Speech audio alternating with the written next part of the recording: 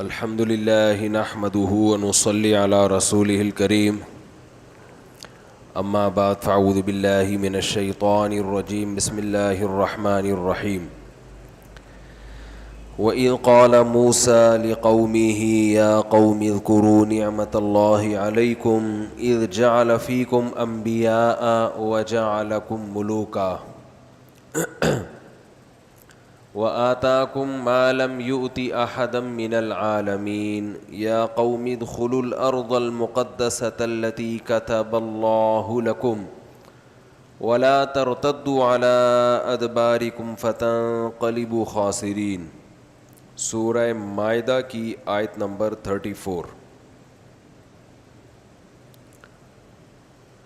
یہ جو میں نے آیتیں تلاوت کی ہیں اس میں اللہ نے بنی اسرائیل پر جو اللہ کی نعمتیں ہوئی ہیں ان میں سے ایک نعمت کا تذکرہ کیا ہے۔ آواز صحیح آ رہی ہے؟ یہ پنکھا کیوں چلایا ہوا ہے یہاں کا؟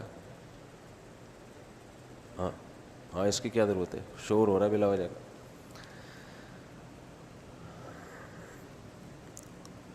وَإِذْ قَالَ مُوسَىٰ لِقَوْمِهِ يَا قَوْمِ اذْكُرُوا نِعْمَةَ اللَّهِ عَلَيْكُمْ إِذْ جَعَلَ فِيكُمْ أَنْبِيَاءَ۔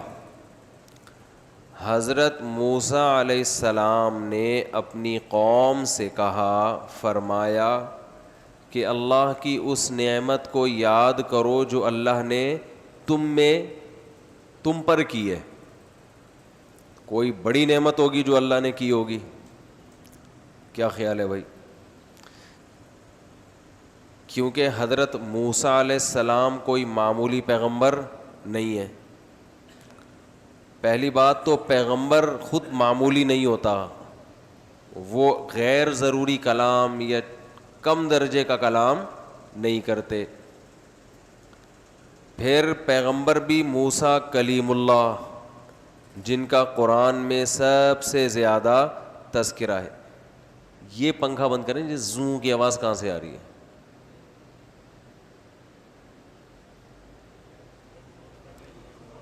اس کی نہیں، ایگزاسٹ کی آ رہی ہے، اس کو بند کریں۔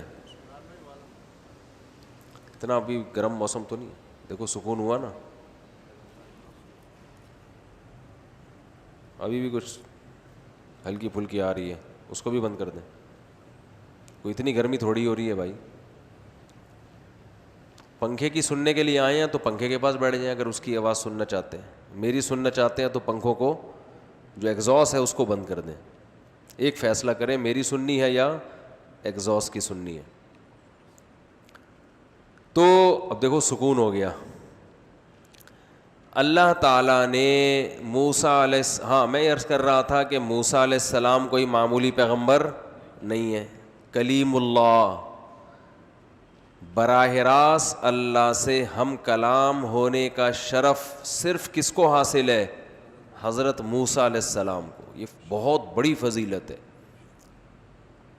وَقَرَّبْنَاهُ نَجِيًّا، قرآن کہتا ہے ہم نے موسیٰ سے سرگوشیاں کی ہیں۔ سرگوشی کسے کہتے ہیں؟ کہتے ہیں نا یاد رہا چھاؤں میں آنا تھوڑی دیر کے لیے۔ کسی سے آپ نے کوئی خاص بات کان میں کرنی ہو جو اوپنلی آپ نہیں کرنا چاہتے، یا بڑی محبت سے کوئی خاص بات کرنی ہے تو کیا کہتے ہیں؟ یار ذرا ادھر چھاؤں میں آ جاؤ یا سائڈ پہ آ جاؤ، کہتے ہیں کہ نہیں کہتے؟ پھر ذرا آرام سے بات کرتے ہیں۔ تو یہ ہر ایک کو آپ اتنا پروٹوکول نہیں دیتے، یہ اسی کو دیا جاتا ہے جس سے بہت زیادہ محبت ہو۔ تو قرآن نے حضرت موسیٰ علیہ السلام پر جو وحی کا طریقہ بیان کیا اس میں فرمایا وَقَرَّبْنَاهُ نَجِيًّا۔ نجیہ کہتے ہیں سرگوشی کرنے والے کو۔ ہم نے موسیٰ کو اپنے قریب کر دیا سرگوشی کرتے ہوئے، ان کے کان میں باتیں کی، گویا کہ خاص باتیں کی ان سے۔ تو موسیٰ علیہ السلام ایک تو پیغمبر، پھر نبی سے اوپر مقام ہوتا ہے رسول کا، پھر رسول میں بھی کون سے؟ کلیم اللہ۔ تو معمولی پیغمبر نہیں ہے۔ تو وہ اپنی قوم پر جو نعمتیں ہوئی ہیں ان نعمتوں کو بیان کر رہے ہیں کہ اس نعمت کو یاد کرو، اذ جعل فیکم انبیاء، کہ اللہ نے تمہارے اندر پیغمبر بھیجے ہیں بہت سے.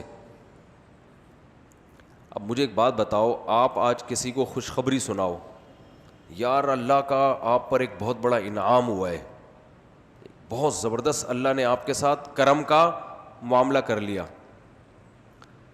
اس کا دماغ فوراً کس طرف جائے گا؟ کوئی لاٹری نکلی ہے، یا جہاں پیغام بھیجا ہوا تھا ہاں ہو گئی ہے، یہی ہوگا نا. یا جاب میں انٹرویو میں کیا ہو گیا ہوں، کامیاب ہو گیا ہوں، پیسہ پیسہ پیسہ، خواہشات، بس اسی کو کیا سمجھا جاتا ہے؟ بہت بڑی کامیابی اور بہت بڑی نعمت. یہاں اللہ نے فرمایا بنی اسرائیل سے کہ جعل فیکم انبیاء، اللہ نے بہت بڑا انعام تم پر کیا کہ پیغمبروں کو بھیجا ہے تمہارے اندر. اس سے پتہ چلتا ہے کسی قوم میں پیغمبر کا آنا یہ سب سے بڑا اللہ کا انعام ہے اس قوم کے اوپر. یہاں تک بات سمجھ میں آ گئی؟ سوال پیدا ہوتا ہے پیغمبر کا آنا کیوں اتنا بڑا انعام ہے؟ اصل میں جب انسان کو پتا ہونا کہ میری سب سے بڑی ضرورت کیا ہے تو اس ضرورت کا پورا ہونا یہ اس پر سب سے بڑا احسان ہوتا ہے. کیا خیال ہے بھائی؟ ایک بھوکے آدمی کی سب سے بڑی ضرورت کیا ہوتی ہے؟ روٹی نا. تو اس پر سب سے بڑا احسان کیا ہوگا کہ آپ اس کے لیے روٹی کا انتظام کر دیں. ایک بے روزگار آدمی کی سب سے بڑی ضرورت کیا ہوتی ہے؟ اسے روٹی تو مل رہی ہے گھر میں، بے شک تانے ملتے ہیں باپ کی طرف سے، لیکن روٹی کا انتظام بہرحال ہو جاتا ہے. سر چھپانے کے لیے ابا نے گھر بھی دیا ہوا ہے، چھت بھی دی ہوئی ہے. تانے کیا پڑتے ہیں؟ کماتا نہیں ہے، یہی ہے نا. تو اس پر سب سے بڑا احسان کیا ہے کہ اس کے لیے کوئی روزگار کا، بولو نا، بندوبست کر دے. وہ سارا دن اسی تلاش میں رہتا ہے کہ یار روزگار مل جائے. روزگار مل گیا، اچھی جاب مل گئی، گھر کا انتظام سب کچھ، اور میرا بیان بھی سنتا ہے، تو اس کے لیے سب سے بڑی ضرورت کیا ہے؟ بولو نا. آپ کا آئی کیو ٹیسٹ ہے یار. بھئی شادی ہو جائے، اچھی جگہ رشتہ ہو جائے. پھر جب شادی ہو گئی تو ساری ضرورتیں پوری ہو رہی ہیں، جاب بھی ہے، گاڑی بھی ہے، گھر بھی ہے، بیوی بھی ہے، اولاد نہیں ہو رہی، تو اب اس کی سب سے بڑی ضرورت کیا ہے؟ اولاد. تو سب سے بڑی خوشی اسے کیا سن کے ملے گی کہ بھئی اولاد ہونے والی ہے. تو سب سے بڑا احسان یا سب سے بڑا انعام کی ڈیفینیشن ہر ایک کے حق میں مختلف ہے. کیا خیال ہے بھائی؟ مجھے آپ کہیں گے کہ مفتی صاحب ایک حکیم صاحب ہیں، ایسی دوا کھلاتے ہیں کہ اولاد یقینی ہے. میں کہوں گا اس حکیم سے آپ اصلاحی تعلق قائم کر لیں. ہمارے پاس تو ہول سیل کے حساب سے الحمدللہ اولاد اللہ نے ہمیں دی ہے. ہماری کوئی بڑی ضرورت اب اولاد نہیں ہے. اللہ اور دے، نعمتیں دے، اچھی بات ہے، لیکن کوئی بنیادی ضرورت، ہاں جس کے ایک بھی نہیں ہوگا اس کے لیے بہت بڑی ضرورت کیا ہے؟ اولاد ہے. 20 سال ہو گئے، 15 سال ہو گئے. تو ہر ایک کے حق میں احسان کی ڈیفینیشن دوسرے سے مختلف. ان پر احسان کا مطلب کچھ اور ہوگا، ان پر احسان کا مطلب کچھ اور. ایک ڈاکٹر کے لیے آپ دواؤں کا انتظام کر دو، یہ اس پر احسان نہیں ہے. اس کو تو ویسے ہی دوائیں فری میں ملتی ہیں. وہ کہے گا یار مجھے میڈیسن یا علاج کی لیے ضرورت نہیں ہے. صحیح ہے نا؟ وہ تو خود ڈاکٹر ہے، اس کو کسی اور چیز کی ضرورت ہے. ایک آدمی کا گاڑیوں کا شو روم ہے، آپ اسے کہو آپ کی گاڑی کی ضرورت میں پوری کر کے دوں گا، وہ کہے گا بھائی پتلی گلی سے نکل یہاں سے، تجھے بتا کتنی گاڑیاں چاہیے. تو یاد رکھو ایک شخص کی انفرادی ضرورت ہوتی ہے. کیا آپ کی ضرورت؟ نظر کمزور ہے, چشمہ بھی ضروری ہے کہ نہیں ہے؟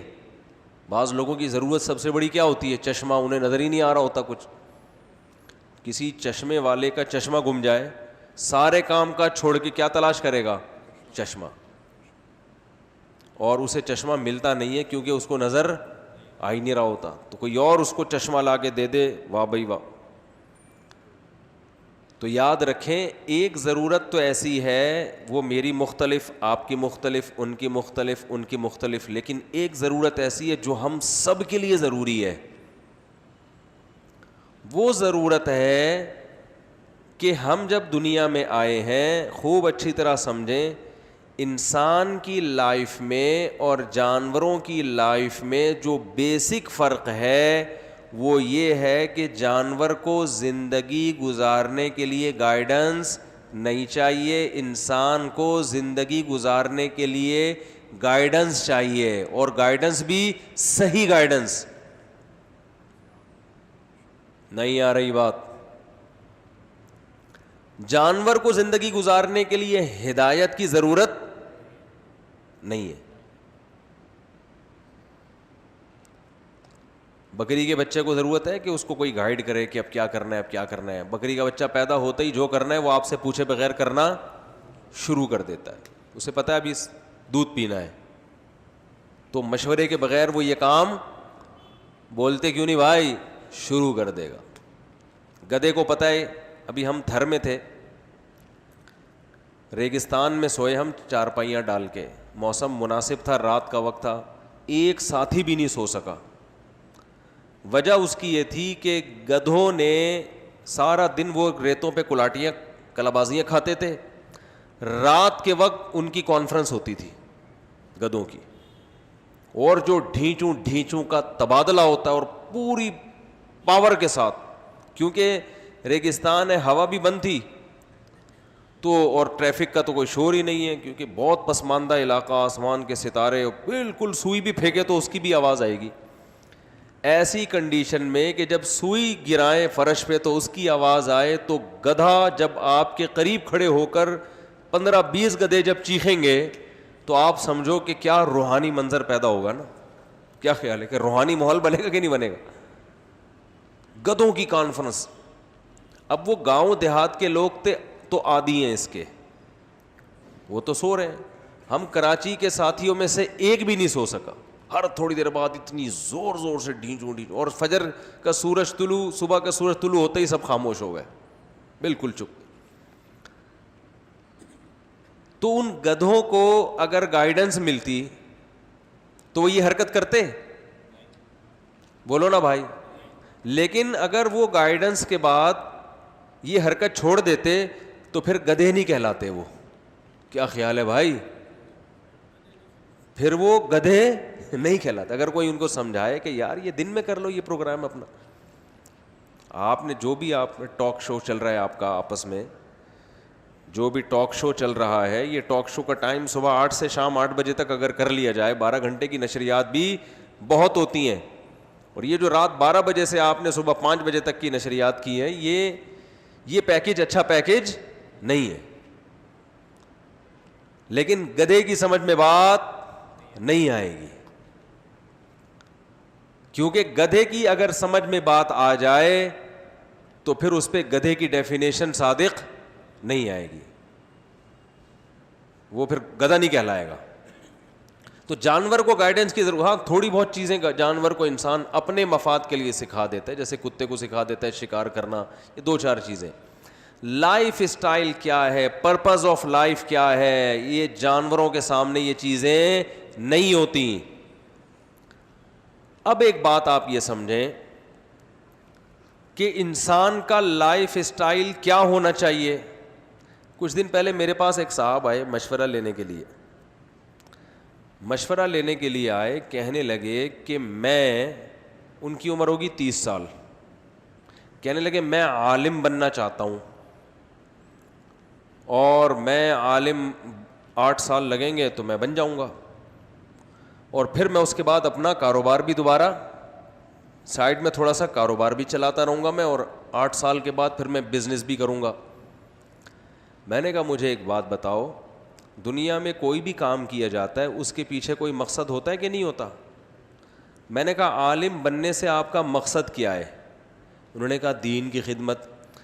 میں نے کہا وہ آپ نہیں کر سکو گے, اس لیے کہ اس عمر میں آپ 8 سال علم حاصل کر کے گھر کو بھی ٹائم دو, بزنس کو بھی ٹائم دو, پھر 8 سال کے بعد پھر آپ چاہ رہے ہو کہ بزنس بھی چلتا رہے, تو علم ہی اتنا کمزور آپ حاصل کرو گے, اور اس کے بعد جو 8 سال بزنس کا نقصان ہوگا آپ کا, تو 8 سال کے بعد نہ بزنس کے رہو گے اور نہ دین کے علم کے رہو گے. تو میں نے کہا اگر آپ کا مقصد دین کی خدمت ہے تو آپ کے لیے اس سے آسان راستے ایسے ہیں جن میں اس سے زیادہ آپ دین کی خدمت کر سکتے ہو, اس سے کم وقت میں اور اس سے آسان طریقے سے. یہ طریقہ جو آپ اس عمر میں اختیار کر رہے ہو اس میں کام زیادہ ہے, اس کا آؤٹ پٹ بہت کم ہے. تو عقل مند وہ ہوتا ہے کہ کوئی بھی کام کرنے سے پہلے اس کے پاس اس کام کا جواب ہونا چاہیے کہ میں یہ کام کیوں کر رہا ہوں. اس کی میں اکثر ایک مثال دیتا ہوں کہ آپ بس میں بیٹھنے کے بعد سوچتے ہو کہ جانا کہاں ہے. بولو بھائی, آپ سوراب کوٹ چلے گئے, کراچی میں بس اڈا ہے نا سوراب کوٹ میں, وہاں جانے کے بعد آپ لوگوں سے مشورہ کر لیں کون سی بس میں بیٹھنا مناسب رہے گا. لوگ بولیں گے بھائی تو جب تک یہ نہیں بتائے گا کہ تو جانا کہاں چاہتا ہے, اب یہ تو نہیں ہوگا کہ میں نہیں بتاؤں گا, یہ یہاں وہ ہے نا میں نہیں بتاؤں گا, ٹھیک ہے نا, وہ یہاں نہیں چلے گا. آپ کو بتانا پڑے گا کہ آپ جانا کہاں چاہتے ہیں. اب آپ جواب میں اگر یہ کہیں کہ جو بس زیادہ کمفرٹیبل ہے, جس میں میں زیادہ سکون حاصل کروں, آرام ہو, اس میں مجھے سفر کرنا ہے, تو بتاؤ اس سے بڑی بے وقوفی والا کوئی جواب ہو سکتا ہے؟ ارے کوئٹہ کی بس ہے بڑی خوبصورت, بڑی لش پش قسم کی بس ہے, اور جانا آپ نے پشاور ہے وہ کھٹارا بس ہے. تو آپ صرف اس بیس پہ کہ کوئٹہ کی بس چونکہ آرام دہ ہے تو میں اس میں بیٹھ جاتا ہوں, اور جانا میں نے اگرچہ پشاور ہے لیکن اس کی بس کیا ہے, کھٹارا ہے, تو لہذا میں اس میں نہیں جا رہا. دنیا میں اس سے بڑا کوئی احمق اور بیوقوف ہوگا؟ نہیں آ رہی بات میرا خیال ہے سمجھ. یہی کام ہم اس دنیا کے مسافر خانے کے ساتھ کر رہے ہیں. ہم دنیا میں ہمیں سفر میں آ تو گئے لیکن ہمیں یہی نہیں پتا ہے کہ ہماری اس دنیا کے سفر سے منزل کیا ہے, ہم نے جانا کہاں ہے. 20 سال, 30 سال, 40 سال, 50 سال, 60 سال, 70 سال, 80 سال کی عمر گزر جاتی ہے, پلاننگ ہی کرتے رہتے ہیں کہ میں نے کرنا کیا ہے. سمجھ میں آ رہی بات؟ اور پلاننگ کا اصول یہ ہے کہ پلاننگ ہمیشہ اس وقت کی جاتی ہے جب آپ کو منزل کا پتہ ہو کہ میرا ہدف کیا ہے, آخر میں میرا انجام کیا ہونا چاہیے. دیکھو سفر کی بھی پلاننگ ہوتی ہے کہ نہیں ہوتی؟ تو ہر سفر کی الگ پلاننگ ہوتی ہے نا. پشاور جانے کی پلاننگ الگ ہے, لاہور جانے کی پلاننگ الگ ہے, انڈا موڑ جانے کی پلاننگ الگ ہے, صدر جانے کی پلاننگ الگ ہے. آپ منہ اٹھا کے نکل لیے گھر سے باہر, پلاننگ کرتے جا رہے ہو, پلاننگ کرتے جا رہے ہو, تو لوگ پوچھیں گے نا بھائی کس چیز کی پلاننگ کر رہے ہیں, ویسے ہی کر رہا ہوں میں. تو ہماری جو زندگی کا جو سفر ہے نا اس میں ہم پلاننگ تو کر رہے ہوتے ہیں لیکن اس پلاننگ کا کوئی مقصد نہیں ہوتا کیا کیوں کر رہا ہے یہ. بعض دفعہ غلط مقصد ہوتا ہے, بعض دفعہ انگریزوں کا مقصد ہوتا ہے مگر غلط, اور ہم لوگوں کا سرے سے کوئی مقصد ہوتا ہی نہیں ہے. صبح منہ دھونے کے بعد جدھر بھی نکل لی ہے, ٹھیک ہے, کچھ بھی کر لو بس. ہمارے حضرت ایک شعر پڑھا کرتے تھے, کچھ نہ رستے کا پتہ ہم کو نہ منزل کی خبر, جا رہے ہیں جس طرف ہم کو لیے جاتا ہے دل. جیسے آپ سوراب گوٹ میں گئے, آپ کو نہیں پتا میں نے جانا کہاں ہے, تو ایک بس بہت لگژری بڑی خوبصورت, آپ نے کہا دل کہہ رہا ہے کہ اس میں بیٹھ جاؤ, تو اس میں بیٹھ گئے.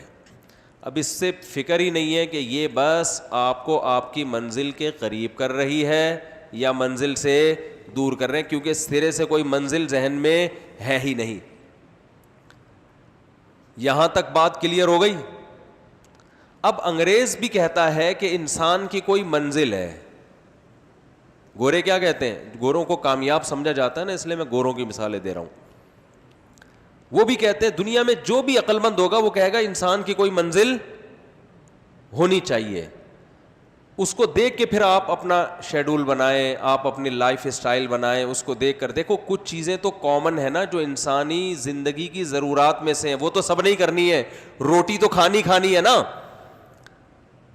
بھائی, یہ تو سفر کے لیے جو ایندھن چاہیے نا, اس کے لیے روٹی, آلو, پیاز, ٹماٹر, یہ سب چیزیں کو پلاننگ سے اس کا تعلق نہیں ہے. یہ تو سب نہیں کرنے ہیں. شادی ہو گئی, بچے ہو گئے, کھانا ہو گیا, پینا ہو گیا, کاروبار ہو گیا, یہ کوئی پلاننگ میں نہیں آتی یہ چیزیں. یہ تو سب یہ تو گدھے بھی کرتے ہیں جتنی اللہ نے ان کو عقل دی ہے. ارے آپ بزنس کیوں کرتے ہیں؟ اپنی خواہشات پوری کرنے کے لیے نا. بتاؤ بھائی, 1 کروڑپتی آدمی بزنس کیوں کر رہا ہے؟ تاکہ ساری خواہشات پوری ہو جائیں. جو جاب کرنے والا آدمی جاب کیوں کر رہا ہے؟ تاکہ اس کی خواہشات پوری ہو جائیں. جہاں اسے لگے گا کہ یہاں میری خواہشات زیادہ پوری ہوں گی, فوراً یہ جاب چھوڑ کے ادھر موو کر جائے گا. ایسا ہوتا ہے کہ نہیں ہوتا؟ اور ہونا بھی چاہیے. تو یہ جو دوڑ دھوپ ہے ہماری, اس دوڑ کا بنیادی مقصد ہے اپنی خواہشات کو پورا کرنا. تو خواہشات پورا کرنا یہ جانور بھی کرتے ہیں. یہ کوئی انسان کی فضیلت کی دلیل نہیں ہے. جانور کو جتنی عقل دی وہ بیچارہ اسی حساب سے خواہشات پوری کرتا ہے. انسان کو اللہ نے کھوپڑی زیادہ دے دی. اب جانور میں عقل نہیں ہے, لہذا شیر 1000 سال پہلے بھی چھیچڑے کھایا کرتا تھا گوشت کے, آج بھی کیا کھا رہا ہے؟ گوشت اور چھیچڑے اور ہڈیاں توڑتا رہتا ہے. اگر عقل ہوتی تو اب ٹیسٹ کو تھوڑا سا چینج کرتا. کہتا یار اب کباب بنا کے بھی دیکھو کیسے لگتے ہیں, کوفتے بنا کے بھی دیکھو ہرن کے کیسے, ہرن کی چانپیں الگ سے بھون کے کھا کے دیکھو کیسی ہوتی ہیں. اس کو تو اللہ نے سینس دی نہیں, اور اچھا کیا نہیں دی, ورنہ ہم مر چکے ہوتے سارے. وہ ایسی پلاننگ کر کے ہمیں کھا چکا ہوتا. تو جانور بھی اپنی خواہشات پوری کرتے ہیں. تو انسان کی اگر زندگی کا مقصد خواہشات پورا کرنا ہے تو اللہ قرآن میں فرماتے ہیں ایسے انسان میں اور جانوروں میں اللہ کی نظر میں کوئی فرق نہیں ہے. فرمایا اولئک کالانعام بل ہم اضل, ایسے انسان جانوروں کی طرح ہیں بلکہ ان سے بھی بدتر. یاد رکھو اللہ کی نظر میں انسان کے اعلیٰ اور کمتر ہونے کا معیار انسان کا پرپز آف لائف ہے کہ یہ لائف, اس کی لائف کا مقصد کیا ہے. اللہ کی نظر میں سوٹ بوٹ اور ٹائی اور کوٹ اور گاڑیاں نہیں ہیں. اگر یہ گاڑی بنگلہ یہ ہوتی تو دنیا کے بڑے بڑے چور اللہ کی نظر میں بہت پہنچے ہوئے مقام, سب سے پہلے تو ہمارے سابق صدر کا اللہ کی نظر میں بہت اونچا مقام ہوتا. سمجھ میں آ رہی ہے بات؟ کیونکہ اللہ نے بہت دیا ان کو. جتنے بڑے بڑے چور اچکے جو فراڈ کر کے آپ ان کی دیکھیں, بڑے ڈیسنٹ بولنے کا اسٹائل بڑا اچھا ہوتا ہے, suit boot, 3 piece suit, tie, گھر جائیں بڑا لگژری آفس دیکھیں, ہٹو بچوں. تو یہ اللہ کی نظر میں بہت اونچے ہوتے ہیں نا.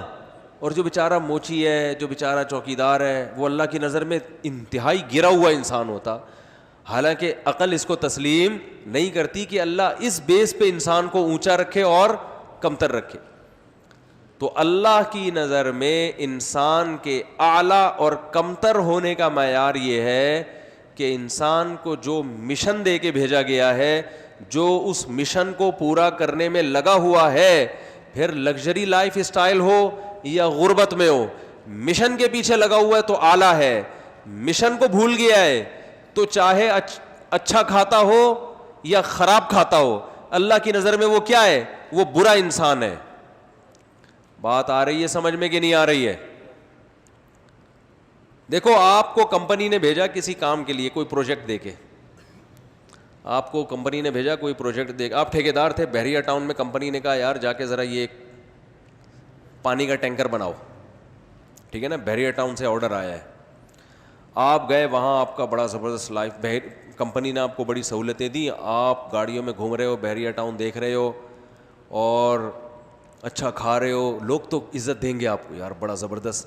لیکن جس کمپنی نے بھیجا ہے وہ کہیں گے یار کمبخت کو جس کام کے لیے بھیجا تھا وہ تو دھیلے کا نہیں کر کے دے رہی ہے. یہ سارا دن کس میں گزار دیتا ہے؟ لوگوں سے ملاقاتوں میں, اور 3 پیس سوٹ اور ٹائی, اور جو کمپنی نے آپ کو بہترین گاڑی دی ہے اس کی شو بازیوں میں لگا رہا ہے وہ. تو پبلک تو عزت دے گی, بڑا آدمی ہے بھائی. لیکن آپ کو پتہ نہیں ہے کہ یہ بڑے پن کا بیڑا غرق ہونے والا ہے تھوڑے دنوں میں. صحیح ہے نا, کمپنی سب کچھ چھین لے گی آپ سے. بولے کمبخت تو میں جس کام کے لیے بھیجا تھا وہ تو کر نہیں رہا تو, اور اسی شو بازی میں لگا ہوا, میری گاڑی, میری سوٹ, میری ٹائی اور میرے کپڑے اور میرے. یہ تو بلند ذوق نظر نہیں ہے, یہ سوچ کی بلندی نہیں ہے. یہ تو غیر مسلموں نے ہمیں سکھایا ہے کہ جو اس طرح کی زندگی ہوتی ہے وہ بڑے لوگ ہوتے ہیں. تو پھر تو قارون سے زیادہ بڑا دنیا میں کوئی پیدا نہیں ہوا, اور فرعون سے زیادہ بھی بڑا دنیا میں کوئی پیدا نہیں ہوا. ایک انگریز نے کتاب لکھی ہے, اس میں انسان کو نا اس نے پلاننگ کے طریقے بتائے ہیں.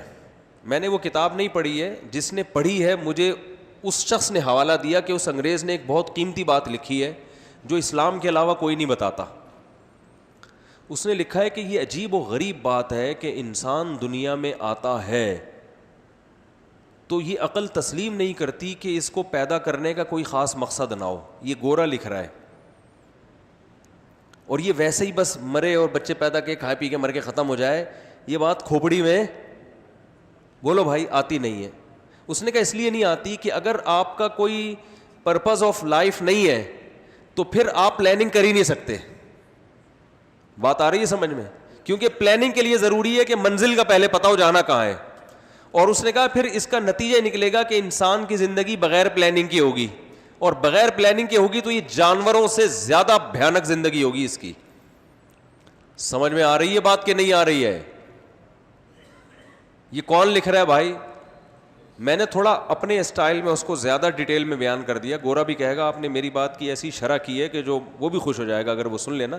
وہ یہی کہنا چاہ رہا ہے کہ یہ عجیب و غریب بات ہے کہ انسان دنیا میں آئے اور اس کا کوئی مقصد نہ ہو.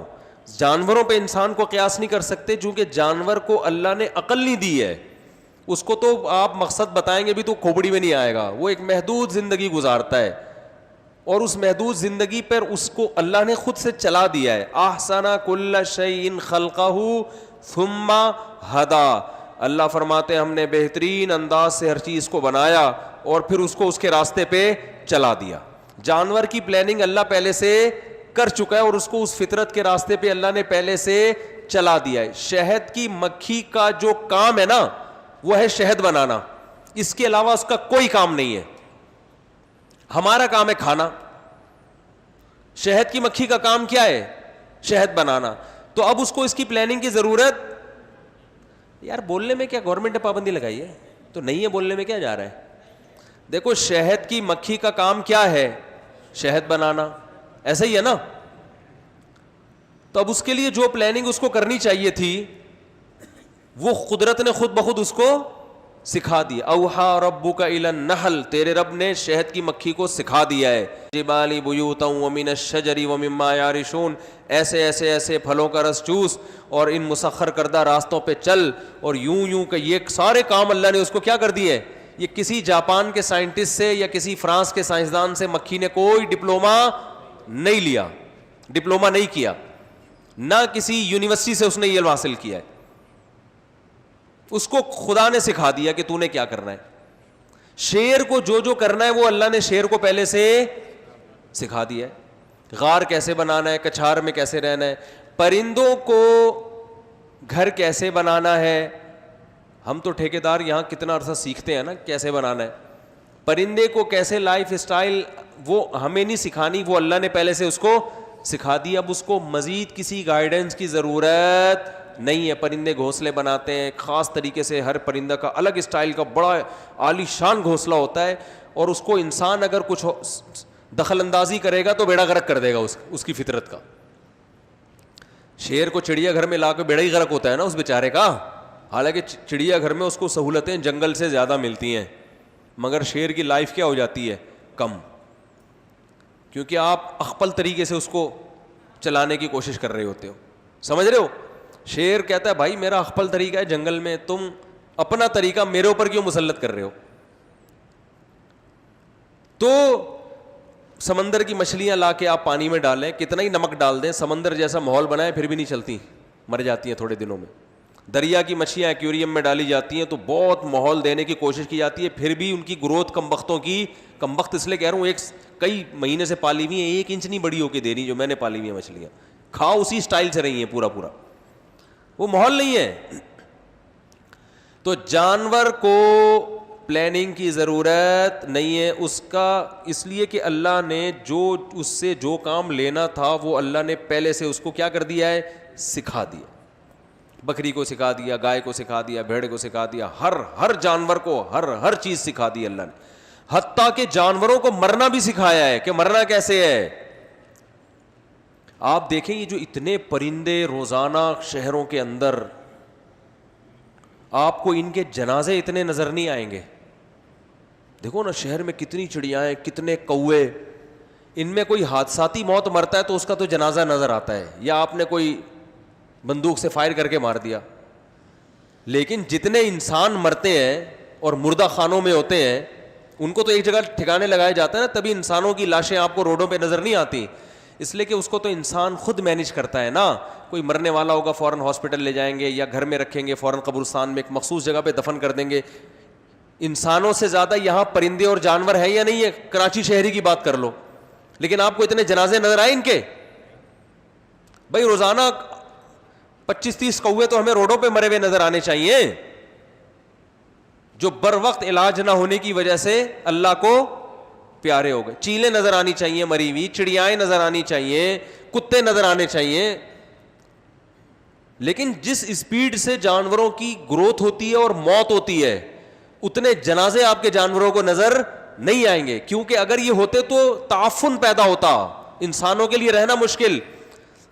جانوروں کو اللہ نے سکھا دیا کہ مرنے سے پہلے کیا کرنا ہے, آبادی چھوڑ کے, بولتے کیوں نہیں بھائی, نکل جانا ہے. بہت سے جانور مرنے سے پہلے آبادی چھوڑ دیتے ہیں, یہ قدرت نے ان کو خود سکھا دیا, انسان کو نہیں سکھایا, انسان خود سیکھتا ہے. انسان کو پیغمبروں نے بتایا ہے کہ مرنے لگے تو غسل کفن دے کے زمین میں دفن کرنا ہے, روڈوں پہ نہیں پھینکنا اس کو. پرندے کو کس نے سکھایا بھائی؟ پرندوں میں تو کوئی پیغمبر نہیں آئے. تو پتہ یہ چلتا ہے کہ انسان کی لائف میں اور جانوروں کی لائف میں کیا ہے, فرق ہے. جانوروں کو پہلے سے جو پلاننگ دینی تھی وہ دے دی ہے, اس میں چینجنگ نہیں ہو سکتی. جبکہ انسان ساری زندگی بیٹھ کے خود پلاننگ کرتا ہے کہ میں نے کرنا کیا ہے. یہ اس میں پلاننگ کی پہلے سے انسٹالیشن نہیں ہوتی. یہ ایسی مشین نہیں ہے جو بلٹن ہو کمپنی کی طرف سے, سمجھ رہے ہو؟ اس میں سارے سافٹ ویئر آپ نے بول دو خود ڈال لیں, اس میں کیا جا رہا ہے, یہ بھی میں ڈالوں آپ کے اندر, یہ والا سافٹ ویئر بھی بولنے کا, یہ سب آپ نے خود ڈالنے ہیں سافٹ ویئر. بولنا بھی خود سیکھنا ہے, گونگوں میں چھوڑ دو گے تو ساری زندگی بولے گا ہی نہیں. کیا بولنا ہے, کیسے بولنا ہے, تمیز آداب, بڑوں سے کیسے بات کرنی, چھوٹوں سے کیسے بات کرنی, چچا کو کیا بولنا ہے, ماموں کو کیا بولنا ہے. ایسا نا ماموں کو چچا بولنا شروع کر دو, چچا کو ماموں بولنا, خالہ کو پھپھی بول رہا ہے. آج تو یہی مارکیٹ میں چل رہا ہے, رشتوں کے لفظ ہی چینج ہو گئے. کوئی نانا کو ابو بول رہا ہے, ابو کو پاپا بول دیا. عجیب, میں تو لوگوں پہ سن کے حیران ہوتا ہوں, بھائی تمہارا پتہ ہی نہیں چلتا تمہارا ابا کون ہے. ماموں کو پورے بیکری کے سامان گھر میں رکھا ہوا, آٹا, پاپا, یہ نام رکھے ہوئے. تو خیر کوئی گورنمنٹ کی طرف سے پابندی نہیں ہے, ایک مثال دے رہا ہوں. تو انسان کو لائف گزارنے کے لیے کس چیز کی ضرورت ہے؟ خود سے پلاننگ کرنے کی ضرورت ہے. یہ نقطہ سمجھ میں آ گیا کہ نہیں آیا؟ اور پلاننگ اس وقت تک ممکن نہیں ہے جب تک آپ کے سامنے منزل نہ ہو کہ میں نے جانا کہاں ہے. اس کے بغیر خام خواہ میں کاغذ قلم لے کے بیٹھ کے پلاننگ کرنا شروع کر دو, کل میں نے کیا کرنا ہے, تو یہ پرلے درجے کی حماقت اور بے وقوفی ہے. تو یہ گوروں کی بھی سمجھ میں آ گئی یہ بات. وہ بھی کہہ رہے ہیں انسان کا کوئی نہ کوئی لائف کا کوئی پرپز ہے, لیکن وہ آگے کہہ رہے جو ہمیں پتا نہیں ہے. چونکہ پتا نہیں ہے تو خود بنا لو, ورنہ اس کے بغیر وہ کہہ رہے تمیز سے زندگی گزارنا ممکن نہیں ہے, کیونکہ ایک ہدف خود بناؤ گے, پھر اس ہدف کو سامنے رکھ کر آپ کی زندگی گزرے گی, تو آپ کو پتہ چلے گا کہ میری ضرورتیں کیا ہیں اور میرے مقاصد کیا ہیں. سمجھ میں نہیں آ رہی بات؟ مقصد الگ چیز ہوتی ہے, ضرورت الگ. کچھ کام ہم کر رہے ہوتے ہیں وہ اس لیے کہ وہ ہمارے مقصد کی طرف ہم کو لے کر جاتے ہیں. کچھ کام ایسے ہوتے ہیں جو مقصد کی طرف نہیں لے کے نہیں جاتے, لیکن وہ ہماری ضرورت ہوتے ہیں جن کو ہم نے پورا کرنا ہے, ان کا ہمارے مقصد سے براہ راست کوئی تعلق نہیں ہوتا. آپ پشاور جا رہے ہیں, درمیان میں آپ کو بیت الخلا کا تقاضا ہوا, اس کا پشاور سے کوئی تعلق ہے؟ کیا خیال ہے بھائی؟ یہ تو آپ ملتان جاتے تو بھی ہوتا, بلکہ نہیں ہوتا تو گولیاں کھا کھا کے آپ کوشش کرتے کہ قبض آپ کا کیا ہو جائے, معذرت کے ساتھ ختم ہو جائے. تو گاڑی آپ کو روکنی پڑتی ہے, یار ذرا میں واش روم. بس میں جا رہے ہو تو اس کی مرضی ہے, ڈرائیور کی مرضی ہے کہ وہ آپ پہ ترس کھا کے روکے یا نہ روکے. وہ اتنی اسپیڈ میں ہوتا ہے کہ اگر وہ روک بھی دیتا ہے نا تو بہت سے لوگ ٹینشن میں, بیچارے اتنی ٹینشن ہوتی ہے کہ وہ کر ہی نہیں پاتے کچھ بھی. ایسے واقعات آئے ہیں, لوگوں نے مجھے بتایا کہ ڈرائیور ہارن بجا رہے, کہہ رہے ہم کھیتوں میں جا کے پیشاب کرنے کی کوشش کر رہے ہیں, ڈرائیور کی وہ جو ہارن ہے نا اتنا خوف ڈالا تھا اس نے, کہہ رہے ہم ویسے ہی اٹھ کے آ گئے. تو یہ درمیان میں کیا ہوتا ہے, واش روم یا سر میں درد ہو رہا ہے, یار ذرا گاڑی روکو, ہوٹل سے ذرا کڑک سی کیا ہو جائے, چائے ہو جائے خاندانی کے ساتھ, یا تھوڑا سا بیٹھے بیٹھے تھک گئے کمر سیدھی کر لیں, تھوڑا سا لیٹ جائیں. یہ ان چیزوں کا منزل سے براہ راست کوئی تعلق, بولو بھائی, نہیں. یہ تو سب کے ساتھ ہوگا. تو یہ جو کاروبار ہے, کھانا ہے, پینا ہے, شادی بیاہ, بچے, ٹھیک ہے نا, چشمہ اگر نظر کمزور ہے, یہ چیزیں مقاصد نہیں ہیں. اس لیے کہ اگر یہ مقصد ہوتی تو بتاؤ یہ ساری مقصد ہیں یا ان میں سے کوئی ایک مقصد ہے؟ آپ کہہ سکتے ہو کہ میری ضرورت چشمہ, یہ میری ضرورت ہے, مقصد نہیں ہے. مقصد میرا بزنس ہے. بھائی بزنس سے تیرا کیا مقصد ہے آگے؟ بزنس بھی تو کیوں کر رہا ہے؟ دیکھو ایک آدمی جو ہے اس کو 1 کروڑ روپے کوئی کہے کہ میں تمہیں فری میں دے دوں گا, اور اسے بزنس میں فائدہ ہو رہا ہے 50 لاکھ کا, اور ایک بندہ آ کے کہتا ہے تو بزنس چھوڑ دے, ہر مہینے میں تجھے 1 کروڑ ویسے ہی دے دوں گا, فوراً سے پہلے چھوڑے گا کہ نہیں چھوڑے گا؟ کیونکہ بزنس سے مقصد تھا پیسہ کمانا. وہ کہے گا یار پھر جب فری پھوکڑ میں مجھے پیسے مل رہے ہیں تو مجھے بزنس کرنے کی کیا ضرورت ہے. پتہ یہ چلا کہ بزنس بھی اصل مقصد نہیں ہے. بزنس سے اصل مقصد ہوتا ہے پیسہ. میں بزنس کی مثال اس لیے دے رہا ہوں کہ زیادہ تر لوگ چشمے کو تو مقصد نہیں بناتے, روٹی کو بھی مقصد نہیں بناتے, لیکن کاروبار, اچھی جاب, اچھا بزنس, اس کو مقصد بناتے ہیں. اور اس کو مقصد بناتے ہیں اس لیے کہ اس سے کیا ملتا ہے؟ پیسہ. اور پیسہ, پتہ یہ چلا کہ اصل مقصد بزنس نہیں ہے بلکہ اصل مقصد کیا ہے؟ پیسہ ہے. لہذا بزنس کے بغیر مل جائے تو لوگ بزنس نہیں کریں گے, جاب نہیں کریں گے. اب سوال پیدا ہوتا ہے کیا پیسہ اصل مقصد ہے؟ پیسہ بھی اصل مقصد نہیں ہے. اس لیے اصل مقصد نہیں ہے کہ اگر ایک آدمی آپ کے پاس آ کے کہتا ہے کہ آپ پیسہ کیوں کماتے ہو, آپ کہتے ہو یار اس لیے کہ میں بحریہ ٹاؤن میں گھر بنانا چاہتا ہوں.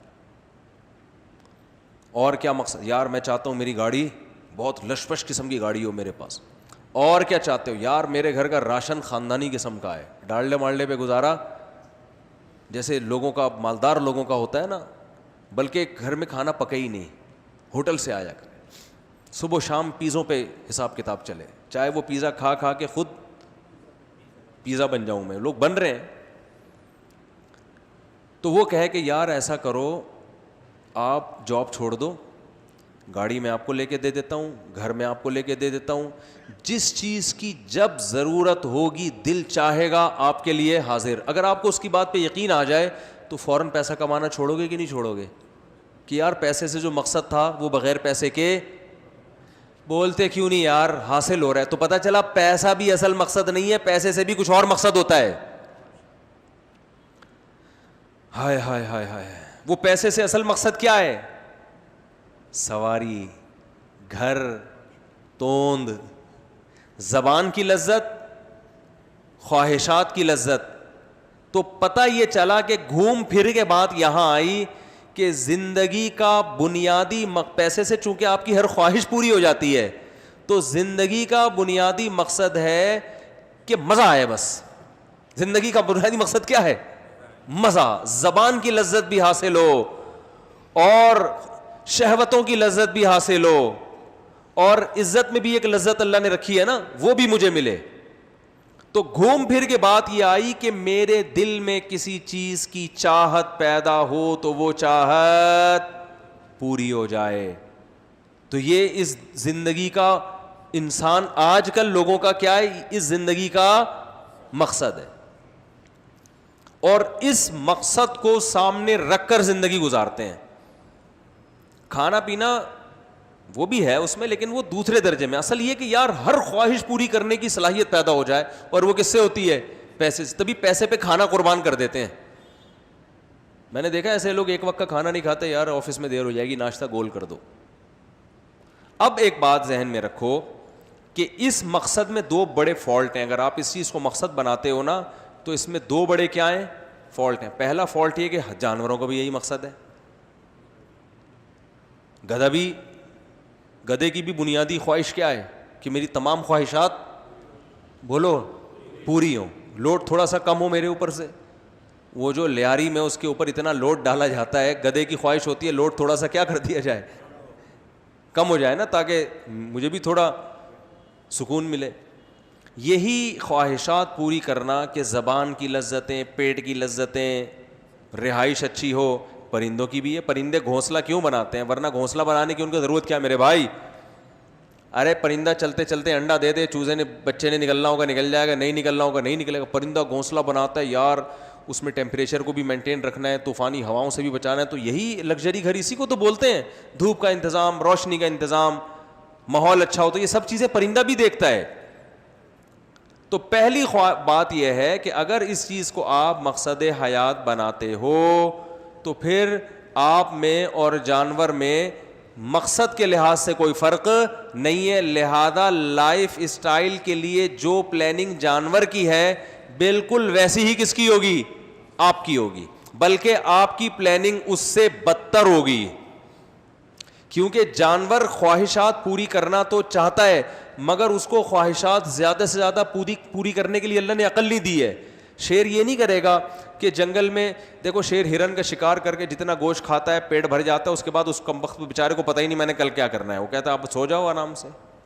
لیکن کھوپڑی استعمال کرے تو آدھا ہرن کھائے, آدھا مسالہ لگا کے سیو کر لے. اور پھر کیا کرے شیر, اور تھوڑی کھوپڑی استعمال کرے جو انسان کر رہا ہے. وہ پھر کیا کرے گا کہ یار بار بار ایک ہرن مارو, اتنا ٹائم لگتا ہے. ہرن کا ایک دفعہ غول نظر آیا نا, 25-30 گرا دو, آدھا کھاؤ, 24.5 سیو کر لو, محفوظ کر لو, کسی ٹھنڈی جگہ پہ جا کے رکھ دو یا مسالہ لگا دو اس کے اوپر. لیکن یہاں تک بات رکے گی نہیں, اس کی خواہشات اس سے بھریں گی نہیں. وہ کہے گا یار جب میں 24.5 میں نے سیو کیے ہیں تو جنگل میں دوسرے شیر ہیں جن کو بھوک لگی ہوگی, وہ ہرن تلاش کر رہے ہوں گے, مناسب ریٹ پہ ہرن ان کو بولو بھائی بیچ دو, بزنس کرو بزنس. اگر شیر کی کھوپڑی میں انسان کا دماغ لگا دیا جائے تھوڑی دیر کے لیے تو شیر کے مقصد وہی ہوگا, طریقہ کیا ہو جائے گا؟ چینج. بلکہ مثال شیر کی چھوڑو, گدھے کی لے لو, تاکہ پتہ چلے کہ اگر ہمارا مقصد خواہشات ہی ہے تو ہم میں اور گدھے میں کوئی فرق بولو بھائی نہیں ہے. سب سے پہلے گدھا کیا کرے گا؟ وہ جنگل کی ساری گھاس کاٹ کے نا اپنے لیے سائڈ پہ لے جا کے اسٹور کر دے گا. اس کی بلا سے جنگل کے باقی ہرن بھوکے مریں, ان کو گھاس ملے نہ ملے, یہ ساری کیا کر لے گا؟ اسٹور کر لے گا. پھر اس کی پیکنگ کر کے نا مناسب ریٹ پہ ہرن کو بیچنا شروع کر دے گا.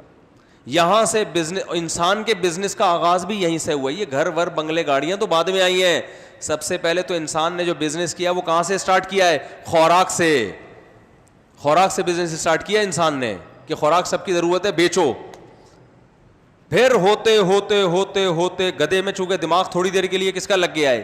انسان کا. پھر وہ گدھا ہوتے ہوتے ترقی کرتے کرتے گھاس کی کھیر بنائے گا, گھاس کے کباب بنائے گا, اور پھر گھاس کے علاوہ پتہ نہیں کیا کیا, پھر وہی اس کے ہوٹل کھلے ہوئے ہوں گے, گدھے بیٹھے ہوئے ہوں گے اس میں, مناسب ریٹ پر ہمارے یہاں گھاس کی بریانی دستیاب ہے, ہوٹل چل رہے ہوں گے اس کے. پھر وہ رہنے کے لیے کہتا ہے کہ یار ریگستان میں سارا دن گرمی میں پڑے رہتے ہیں, کوئی چھپڑا ہو جائے تو چھپڑے بنیں گے. پھر ہوتے ہوتے بحریہ ٹاؤن کے, یعنی وہی ان میں, ابھی تو بیچارے کے پاس کھوپڑی نہیں ہے نا پلاننگ کے لیے, وہ دماغ جو انسان کے پاس ہے وہ نہیں ہے. لیکن یاد رکھو کہ اس سے جو گدھا ہے نا وہ انسان نہیں بن جائے گا, وہ ترقی تو بہت کر لے گا, مگر اس ترقی کو عقل مند لوگ ترقی ماننے کے لیے تیار نہیں ہوں گے. اس ترقی کا بنیادی مقصد ہوس کو پورا کرنا, خواہشات کو پورا کرنا, اس کے علاوہ کوئی اور مقصد نہیں ہے. اسی وجہ سے اللہ تعالیٰ نے قرآن میں گدھے کا لفظ تو استعمال نہیں کیا, انسانوں کی تھوڑی رعایت کر لی, چوپائے کا لفظ استعمال کیا ہے, 4 ٹانگوں والا جانور. اللہ نے فرمایا جو لوگ اللہ کو نہیں مانتے ان کا مقصد حیات صحیح مقصد حیات نہیں ہے. اولئک کالانعام, یہ 4 ٹانگوں والے جانوروں کی طرح ہیں, بل ہم اضل, بلکہ ان سے بھی زیادہ گمراہی ہے, ان سے بھی زیادہ برے ہیں. آپ کہہ سکتے ہیں یار یہ تو 3 پیس سوٹ میں گھومتے ہیں, یہ تو بڑے, ان کا لائف سٹائل دیکھو, کسی کمپنی میں جاؤ کسی مینیجر کو دیکھو کتنی تمیز سے بیٹھا ہوا ہے, چائے پیش کرے گا. لیکن ان چائے پیش کرنے کے پیچھے بھی ایک مقصد ہے. بینک میں گئے, چائے پلائی جا رہی ہے تاکہ اکاؤنٹ کھول لیں آپ وہاں پہ, سمجھ میں آ رہی ہے بات. ہر چیز کے پیچھے کیا ہے, یہ جو کمپنی والے اتنا پروٹوکول دے رہے ہوتے ہیں. آپ کسی صدر میں چلے جائیں نا, عام دکان پہ, آپ خاتون ہوں گے تو باجی باجی سے آپ کو خطاب کیا جائے گا. اس باجی کہنے کا مقصد کیا ہے, دکان پہ آ جائیں آپ کے اگر داڑھی ہے تو صوفی صاحب, مفتی صاحب, مولانا صاحب, کچھ بھی, یعنی بدتمیزی نہیں کرے گا وہ آپ سے. تو میرے بھائی اگر دیکھو یہ جو دنیا میں آج بڑے بڑے فنٹر بنے پھرتے ہیں نا, یہ دنیا کو آج اخلاق و آداب سکھا رہے ہیں. انہوں نے جب زمینوں پہ قبضے کیے ہیں نا تو انسانوں کو بہت قتل کیا, بہت مارا انہوں نے. جب ان کو وہ تمام وسائل مل گئے تو تھینک یو سے بات شروع ہو رہی ہے اور تھینک یو پہ ختم ہو رہی ہے. نہیں آ رہی بات. یہ دنیا کے بڑے بڑے کنٹریز دنیا میں وجود میں آئے نا, جو دنیا کو تہذیب سکھا رہے ہیں, جو پہلی دنیا کے لوگ کہلاتے ہیں, اور ہمیں تھرڈ ورلڈ کہتے ہیں کہ تیسری دنیا کے گھٹیا نیچ گھٹیا لوگ, جن کو بات کرنے کی تمیز, کیا بیان کرنے کی تمیز نہیں ہے. انگریز اسٹائل میں تھوڑی بیان کرتا ہے, انگریز تو بیان بھی آپ دیکھو کیسے بہترین اسٹائل میں کر رہے ہوتے, ہم لوگ کا اسٹائل ہے. تو وہ کہتے ہیں ان کو تو کمبختوں کو بات کرنے کی تمیز نہیں ہے. تو خیر یار بات کو سمیٹتا ہوں جلدی سے کہاں بات چلی گئی, کیا بات کر رہا تھا میں, جلدی سے بات کو سمیٹوں. تو میرے بھائی انسان کو فضیلت اللہ نے کس لحاظ سے دی ہے, مقصد. تو وہ مقصد اللہ کے علاوہ کوئی بھی بیان نہیں کرتا, کیونکہ دیکھو جس نے بنایا ہے نا وہی تو بتائے گا کیوں بنایا میں نے. کسی اور ہمیں کیا پتا, ہم تو بنے ہیں, ہم نے اپنے آپ کو تھوڑی بنایا ہے. تو اللہ نے بتایا کہ ہم نے تمہیں امتحان کے لیے پیدا کیا ہے, آزمائش کے لیے پیدا کیا ہے. اما شاکرن و اما کفورا, ہم دیکھنا چاہتے ہیں کون اچھا عمل کرتا ہے. تبارک الذی بیدہ الملک وہو علی کل شیء قدیر الذی خلق الموت والحیات لیبلوکم ایکم احسن عملا. کیا زبردست آیت ہے یار. وہ تمہیں آزما رہا ہے کہ تم میں سے اچھا کون بن کے آتا ہے, کیونکہ جانوروں کی ایک ہی قسم ہے, نہ اچھے نہ برے. کبھی کتے کے بارے میں دیکھا کہ یہ بہت اچھا ہے, سچ بولتا ہے ہمیشہ, ہے یہ چوری نہیں کرتا. اچھائی اور برائی کی صفت سے انسان متصف ہوتا ہے. جانور بکرے کو ہم کہتے ہیں نا اچھا, اس کا مطلب موٹا بہت ہے, گوشت کھانے میں لذیذ ہے اس لحاظ سے اچھا. تو اصل میں اچھے کی یہ ڈیفینیشن تھوڑی ہے. انسان کو جب ہم کہتے ہیں نائس پرسن ہے, اچھا آدمی ہے, مطلب جھوٹ نہیں بولتا, مطلب غریبوں کا خیال کرتا ہے, مطلب دوستی کا حق ادا کرتا ہے. ایسا نہیں کہ دوستی ہو جب پھڈا ہو رہا ہے تو پتلی گلی سے بھاگ گیا. ایگریمنٹ کرتا ہے تو پورا کرتا ہے, وفا کرتا ہے. یہ تمام کی تمام کوالٹیز کس کی ہیں, انسان کی. جانور جیسے اللہ نے پہلے دن سے بنایا نا, آخر دن تک ویسے کا ویسا ہی رہتا ہے, اس میں چینجنگ. کتا اگر وفادار ہے تو خدا کی طرف سے وفادار ہے, اس میں بے وفائی پیدا کرنا کسی کے باپ معذرت کے ساتھ, باپ میں آ جاتا ہوں, لیکن اس کے بغیر سمجھ میں نہیں. کسی کے باپ میں دم ہے کہ کتے کو بے وفا بنا دے؟ بولو نا بھائی. کتے میں وفاداری یہ بلٹن ہے کمپنی کی طرف سے, یہ سافٹ ویئر کمپنی نے ڈال کے بھیجا ہے. چھوٹا سا کتا ہوگا نا, ذرا سا بچہ بھی ہوگا, آپ بوٹی ڈالیں گے دم ہلانا شروع کر دے گا. بلی میں وفاداری نہیں ہے. بلی اپنے مطلب نکالتی ہے, دوستی لگا لے گی آپ سے, لڑائی میں کام تھوڑی آئے گی آپ کے. کتا لڑائی میں کام آئے گا, اور کتا جب لڑائی میں کام آتا ہے نا آپ کے, سامنے والے کے لیے کتا بن جاتا ہے, آپ کے لیے وہ کتا نہیں ہوتا. گھوڑے کی قرآن نے قسمیں اٹھائیں, گھوڑے میں جو وفاداری ہے وہ رہے گی. کوے میں چالاکی ہے, وہ ہمیشہ سے تھی, ہمیشہ رہے گی, وہ کبھی بھی ختم نہیں ہو. جو جانور بزدل ہیں, پیدائشی گیدڑ پیدائشی بزدل ہے نا, وہ کبھی بھی بہادر نہیں بن سکتا. شیر پیدائشی بہادر ہے, وہ بزدل نہیں. شیر نے بہادری کی فضیلت پر کوئی حدیثیں تھوڑی سنی ہیں. انسان میں یہ دونوں چیزیں ہوتی ہیں, لڑنے والے اور پتلی گلی سے بھاگنے والے. کیا خیال ہے؟ سچ بولنے والے آزمائشوں میں بھی, اور بات بات پہ لوٹوں کی طرح پینترا بدلنے والے. انسان ایک صفت پر نہیں ہے ہر وقت. پھر ایک ہی انسان آج ایک صفت پر ہے, کل چینج ہو جاتا ہے. آج وفادار ہے, کل بے وفا ہو گیا. آج سچا ہے, کل جھوٹا ہو گیا. توبہ کر کے کل سچا بن گیا. کل سخی تھا, حالات نے کنجوس بنا دیا. کل کنجوس تھا اور تربیت کر کے وہ سخی بن گیا. کل بے وفا تھا, آج وفادار بن گیا, پھر دوبارہ بے وفا بن گیا. ایک ہی انسان میں درجنوں دفعہ چینجنگ ہوتی ہے, اور ہر انسان دوسرے سے صفات کے لحاظ سے چینج ہے. تو انسان اچھا بھی ہوتا ہے, برا بھی ہوتا ہے. یہ چیز انسان کو جانوروں سے ممتاز کرتی ہے. تو پتہ چلا انسان اور جانور کے لائف اسٹائل میں بنیادی فرق ہی یہی ہے کہ انسان کو اچھا بننے کی صلاحیت دی گئی اور برا بننے کی بھی صلاحیت دی گئی. تو انسان کو یہ اسی لیے پیدا کیا ہے کہ کون اچھا بن کے آتا ہے اور کون برا بن کے آتا ہے. باقی کھانے کی صلاحیت تو جانوروں کو بھی دی اور انسان کو بھی, خواہشات پوری کرنے کی صلاحیت جانوروں کو بھی دی اور انسانوں کو بھی. تو اس کے لیے انسان کو پیدا کرنے کی ضرورت نہیں تھی کہ کون بحریہ ٹاؤن میں گھر بنا کے آتا ہے, خواہشات زیادہ پوری کر کے آتا ہے, اور کون اپنی خواہشات کا بیچارے اس کی خواہشات کے جنازے ہی نکلتے رہے ساری زندگی. تو یہ تو جانوروں میں بھی ہوتا ہے. تو دیکھو قرآن نے جو دعویٰ کیا ہے, انسانی فطرت اس دعوے کو اپیل کرتی ہے کہ نہیں کرتی ہے؟ ارے کیا ہو گیا میرے بھائی, دیکھو میں اس مثال سے بات سمجھا کے بس اپنی بات ختم کرتا ہوں.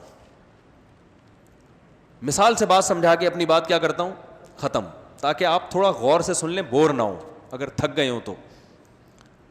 دیکھو کمپنی نے 4 آدمی بھیجے, کمپنی نے 4 آدمی بھیجے, سفر پہ بھیجے, ان کو جہاز کا ٹکٹ دیا, فلاں ملک میں جاؤ, ایک پروجیکٹ ہے, تم نے وہاں جا کے کیا کرنا ہے, بولو نا یار, کام کرنا ہے. ایک ان میں انجینئر تھا, ایک ان میں میکینک تھا, ایک ان میں پلمبر تھا, ایک ان میں گڑھا کھودنے والا یعنی اس ایکسپرٹ تھا, یا الیکٹریشین تھا. بات آ رہی ہے سمجھ میں؟ اب وہ چاروں گئے, اب وہ بھول گئے یار, وہ ڈاکومنٹ ہی گم گئے ہم سے کہ یار پلمبر کہہ رہا ہے پتہ نہیں مجھے کیوں بھیجا تھا, اور جو کنسٹرکشن کرنے والا, یہ میپ کو ڈیزائن کرنے والا, سول انجینئر کہتے ہیں نا, آرکیٹیکٹ کہتے ہیں, اس بیچارے کو پتہ ہی نہیں کہ مجھے کیوں بھیجا تھا, ہے بھائی. تیسرا تھا الیکٹریشین, وہ کہہ رہا ہے یار مجھے یاد ہی نہیں رہا کہ ایسے کھجاتا ہوا, کہ پتہ نہیں یار مجھے بھیجا کیوں تھا, ہے بھائی. اور چوتھا کیا بنایا تھا میں نے, چلو 3 ہی کر لو, ہم نے کون سا کوئی سچی مچی کی مثال تھوڑی دے رہے ہیں ہم. ایک پلمبر ہے, ایک انجینئر نہیں, کوئی ایسا ہو نا کہ اسپیسیفک کوئی کام اس کے ذمہ لگائے نا ہم. انجینئر تو ایک کا کام ہے میپ بنانا, ٹھیک ہے نا, عمارت کا نقشہ بنانا. ایک کا کام ہے اس میں نلکوں کی فٹنگ کرنا تاکہ پانی کی سپلائی ہو سکے. ایک کا کام ہے اس میں بجلی کا کام کرنا. یہ 3 کام دے کے, ایک کوئی گھر بنانا تھا کمپنی نے, تو یہ 3 پروجیکٹ دے کے بھیجا گیا ہے. ایک ایکسپرٹ ہے کس میں بھائی, دوبارہ اس مثال کو میں ذرا نکھار کے پیش کرتا ہوں. ایک ایکسپرٹ ہے نقشہ بنانے میں, گھر کا نقشہ بنانے میں. دوسرا ایکسپرٹ ہے, وہ پلمبر ہے, وہ نلکوں کی اور لائنوں کی فٹنگ کرنے میں. تیسرا ایکسپرٹ ہے بجلی کے کام میں, الیکٹریشین ہے وہ. کمپنی نے ایک کو کہا بھائی تو نے یہ کرنا ہے, تو نے یہ کرنا ہے, جو جس چیز میں ایکسپرٹ تھا. اب تینوں جا کے بھول گئے کہ یار وہ الیکٹریشین بھول گیا, مجھے نلکا لگانا تھا میرے ذمے, یا مجھے نقشہ بنانا تھا, یا کیا کرنا تھا, اب یاد ہی نہیں آ رہا تینوں کو. تو تینوں کہتے ہیں یار ہم میں قدر مشترک ہے کہ ہمیں کھانا سب کو آتا ہے, کھانا کھانا, ٹھیک ہے نا. لہذا ہمارا یہاں کے کام کیا ہوگا, ہمیں جو پروجیکٹ دیا گیا ہے نا وہ ہے کھانا کا. لہذا ہم کمپنی کے جتنے پیسے ہیں اس سے 2 پراٹھے آپ کھاؤ صبح, 2 پراٹھے میں کھاؤں, پھر دوپہر نہاری, اور یہ کھا رہے ہیں بس. تو کمپنی آپ سے کہے گی, جب کمپنی آپ سے مطالبہ کرے گی کہ بھائی تم نے وہاں کیا کیا, آپ کہو بھائی آپ نے جتنے پیسے ہمیں پروجیکٹ کے لیے دیے تھے ہم نے وہ کھانے پینے میں, گھر بنانے میں, گاڑی خریدنے میں, 4 شادیاں کرنے میں, کیونکہ مفتی صاحب کے بیان بھی شوق سے سنا کرتے تھے, بچے انتہائی اسپیڈ سے پیدا کرنے میں, اور اس کے علاوہ بھی کچھ کام ہیں, آپ مزید تفصیل پوچھیں تو ہم آپ کو بتاتے ہیں. کمپنی الیکٹریشین سے پوچھ رہی, کمپنی پہلے میپ بنانے والے سے پوچھ رہی یار تو نے گھر کا میپ بنایا؟ سر یہ تو نہیں بنایا میں نے. اب وہ تینوں دلیل یہ دے رہے ہیں کہ ہمیں یاد ہی نہیں کہ ہمارے ذمے کام کیا تھا. کمپنی کہتی بھائی اگر تمہارے وہ ڈاکومنٹ گم گئے تھے جس پہ تم نے سائن کیے تھے, کمبخت تمہاری جو جس چیز میں تم ایکسپرٹ ہو اس کے علاوہ کوئی اور کام تمہارے ذمے لگایا جا سکتا ہے. کیا ہو گیا یار, کیسے پولیس کے علاوہ اب کوئی طریقہ نہیں ہے بات سمجھانے کا. ارے جس چیز میں تم ایکسپرٹ ہو, جو کام اس کو آتا ہے اس تمہارے علاوہ وہ کسی کو نہیں آتا, تو اس کا مطلب تمہیں اسی کام کے لیے بھیجا گیا ہے. باقی کھانا پراٹھے وہ بھی کھا, اس کے لیے تو یار یہ تو پورا محلہ پڑا ہوا ہے, پراٹھے تو وہ بھی کھا سکتے ہیں. تم کمبخت, تم 4 آدمیوں کو بھیجنے کی جو وجہ تھی, اتنا پروٹوکول دے کے تم کمبختوں کو بھیجا ہے. کمبختوں تمہاری جو صلاحیتیں تھیں تو تمہیں اگر یاد نہیں تھا تو وہ صلاحیتیں سوچ کے اندازہ لگا لیتے, یار ہمیں جو اتنا پروٹوکول دیا گیا ہے تو مجھے میپ بنانا آتا ہے, تو میپ کے علاوہ میرا کوئی کام نہیں ہوگا. میں صرف نلکوں کی فٹنگ جانتا ہوں, تو کمپنی میں اتنی سینس تو ہوگی کہ اس سے نلکے لگوانے ہیں. تو کچھ چیزیں مشترک ہیں, خواہشات پوری کرنا, اس میں انسان اور جانوروں میں فرق نہیں ہے. انسان کی ایکسپرٹی یہ ہے, انسان ایکسپرٹ اس چیز میں ہے کہ وہ اچھا بھی بن سکتا ہے اور برا بھی بن سکتا ہے. تو انسان کو اسی مقصد کے لیے بھیجا گیا ہے کہ یا تو اچھا بن جا یا برا بن جا, کھانے پینے کے لیے نہیں بھیجا. باقی کھانے پینے کو کمپنی والے بھی جو جن کو بھیجا وہ کھائیں گے تو وہ بھی نا, وہ تو ضرورت سمجھ کے کھائیں گے. مقصد ان کا وہاں بیٹھ کے پراٹھوں کی مثال اس لیے دیتا ہوں کہ میں ڈاکٹر مجھے کہتے ہیں پراٹھے نہیں کھایا کرو, میں کہتا ہوں یار دنیا چھوڑ دوں گا پراٹھے نہیں چھوڑوں گا. اس لیے مجھے ہر بات میں, کیونکہ مجھے صبح ناشتے میں پٹھان ہوٹل کا پراٹھا اتنا پسند ہے نا, اس کے بغیر گھر کے پراٹھے نہیں کھاتا میں. وہ جو ہوٹلوں میں ہر ہوٹل میں نہیں بنتے, وہ ایسے کرارے پراٹھے صبح صبح بنتے ہیں کہ وہ یار کھاؤ اور چائے کے ساتھ, تو اس کے بغیر پتہ ہی نہیں چلتا کہ ناشتہ کیا ہوا ہے. کچھ بھی کھلا دو مزہ نہیں ہے, عادت بچپن سے پڑی ہوئی ہے نا. اب میری مثال, مجھے اللہ نہ کرے کہ مر جاؤں وہ پراٹھے کھا کے, اللہ نہ کرے. وہ میں نے جو الفاظ کہے نا کہ دنیا چھوڑ دوں گا پراٹھے نہیں چھوڑوں گا, اللہ دنیا نہ چھڑوائے, اس کی وجہ سے ہم اللہ سے دعا کرتے ہیں.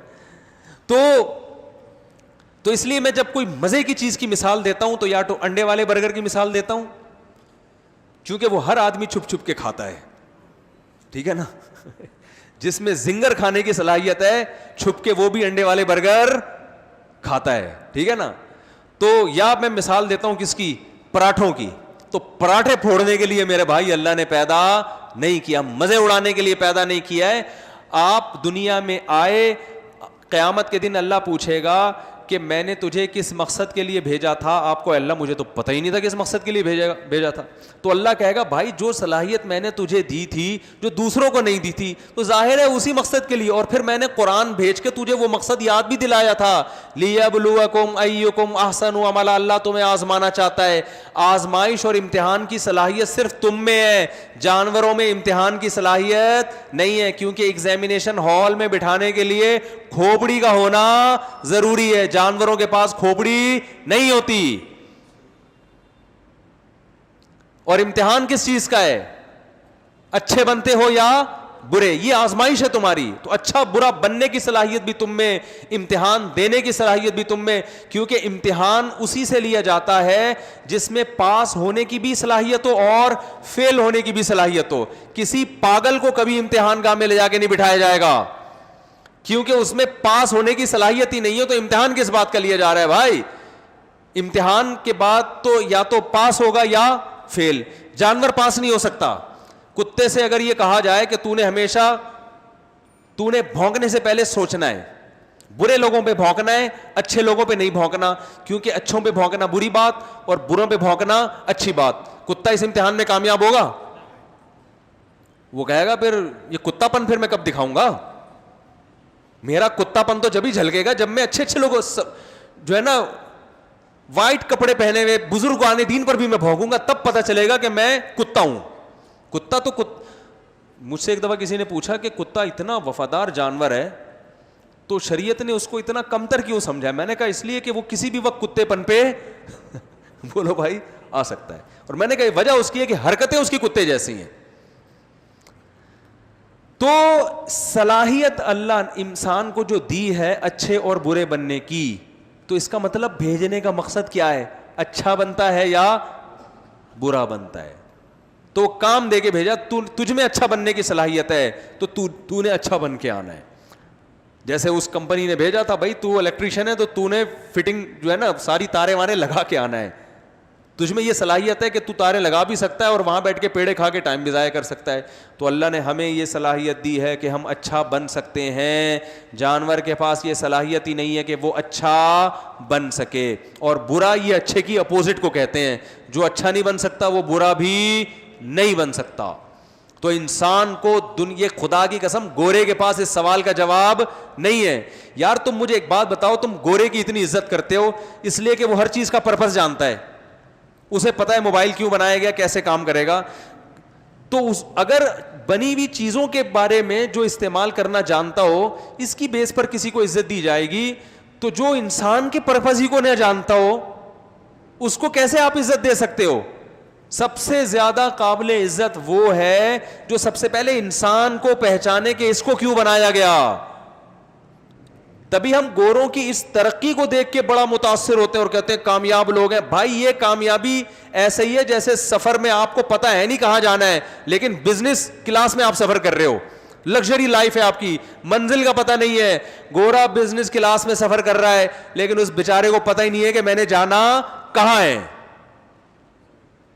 اسی بزنس کلاس کے مزے اڑا اڑا کے زندگی کیا ہو جاتی ہے تمام. اور اس بزنس کلاس پہ ہم فخر کر رہے ہیں یار یہ ہے کامیابی. اور ہم اکانومی کلاس میں، پہلے تو ٹرینوں میں نا غریب لوگ سفر کرتے تھے واش روم کے باہر لیٹے ہوئے ہوتے تھے نا بغیر ٹکٹ کے، ٹھیک ہے نا. تو مجھے ایک بات بتاؤ، جو غریب بغیر ٹکٹ کے سفر کر رہا ہو، واش روم کے باہر لیٹا ہوا ہو، لیکن اس کو پتا ہے میں جا کہاں رہا ہوں، اپنے گاؤں جہاں میں نے جانا ہے، وہ اس مالدار سے، اس بزنس کلاس میں سفر کرنے والے سے زیادہ اچھا نہیں ہے جس بیچارے کو پتہ ہی نہ ہو کہ میں نے جانا کہاں ہے. اس کا تو ہر لمحہ اسے ڈرا رہا ہے کہ ایسا نہ ہو میں منزل سے اور دور ہو رہا ہوں.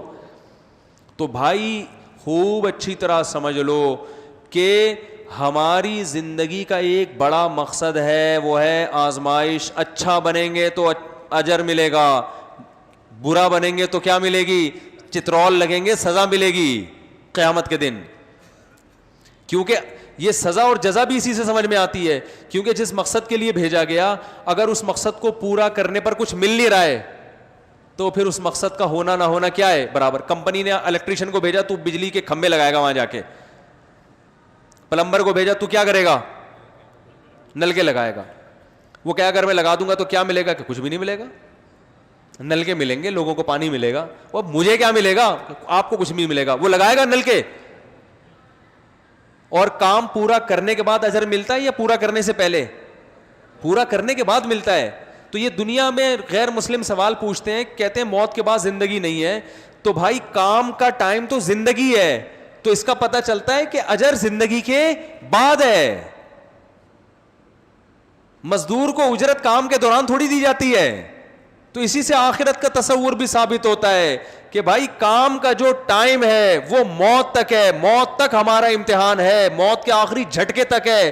پتہ یہ چلا کہ زندگی جو ہے, حیات جو ہے ہماری, یہ اجر کی جگہ نہیں ہے. اس میں نہ آپ کو نماز کا اجر ملے گا, نہ والدین کی خدمت کرنے کا. اللہ اپنی مرضی سے کسی کو نواز دے تو ایک الگ بات ہے. اصل اجر کی جگہ جب ہے جب کام کا ٹائم ختم ہوگا, اور وہ موت کے بعد ہے. تبھی موت کے بعد انسان فنا نہیں ہوتا.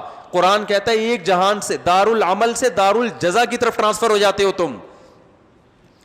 تو قرآن کی جو باتیں ہیں میرے بھائی وہ فطرت کو اپیل کرتی ہیں, اور قرآن کے علاوہ جو آپ کو غیر مسلم جس راستے کی طرف, اور لبرل لوگ اور دنیا دار جس راستے کی طرف لے کر جا رہے ہیں, وہ پہلی نظر میں تو بڑی اچھی ہیں, لیکن وہ دعوے اندر سے کھوکھلے ہیں. وہ آپ کو تباہی اور بربادی کی طرف لے کے جا رہے ہیں. وہ سفر کو مقصود بنا رہے ہیں. سفر کس مقصد کے لیے, اس سے بحث کرنے کے لیے وہ تیار ہے ہی نہیں ہے. تو اب اس آخرت کو سامنے رکھ کے آپ کو فیصلہ کرنا پڑے گا کہ مقصد کیا ہے اور ضرورت کیا ہے. ضرورت کی ڈیفینیشن یہ ہے, علامت یہ ہے کہ اسے مقصد پہ قربان کیا جاتا ہے, اور مقصد کی ڈیفینیشن یہ ہے کہ اسے ضرورت پہ قربان نہیں کیا جاتا. آپ نے پشاور جانا ہے, پھر آپ کہیں گے پشاور کیا لگا کے رکھا ہے, وہ ملتان کی مثال دے دو.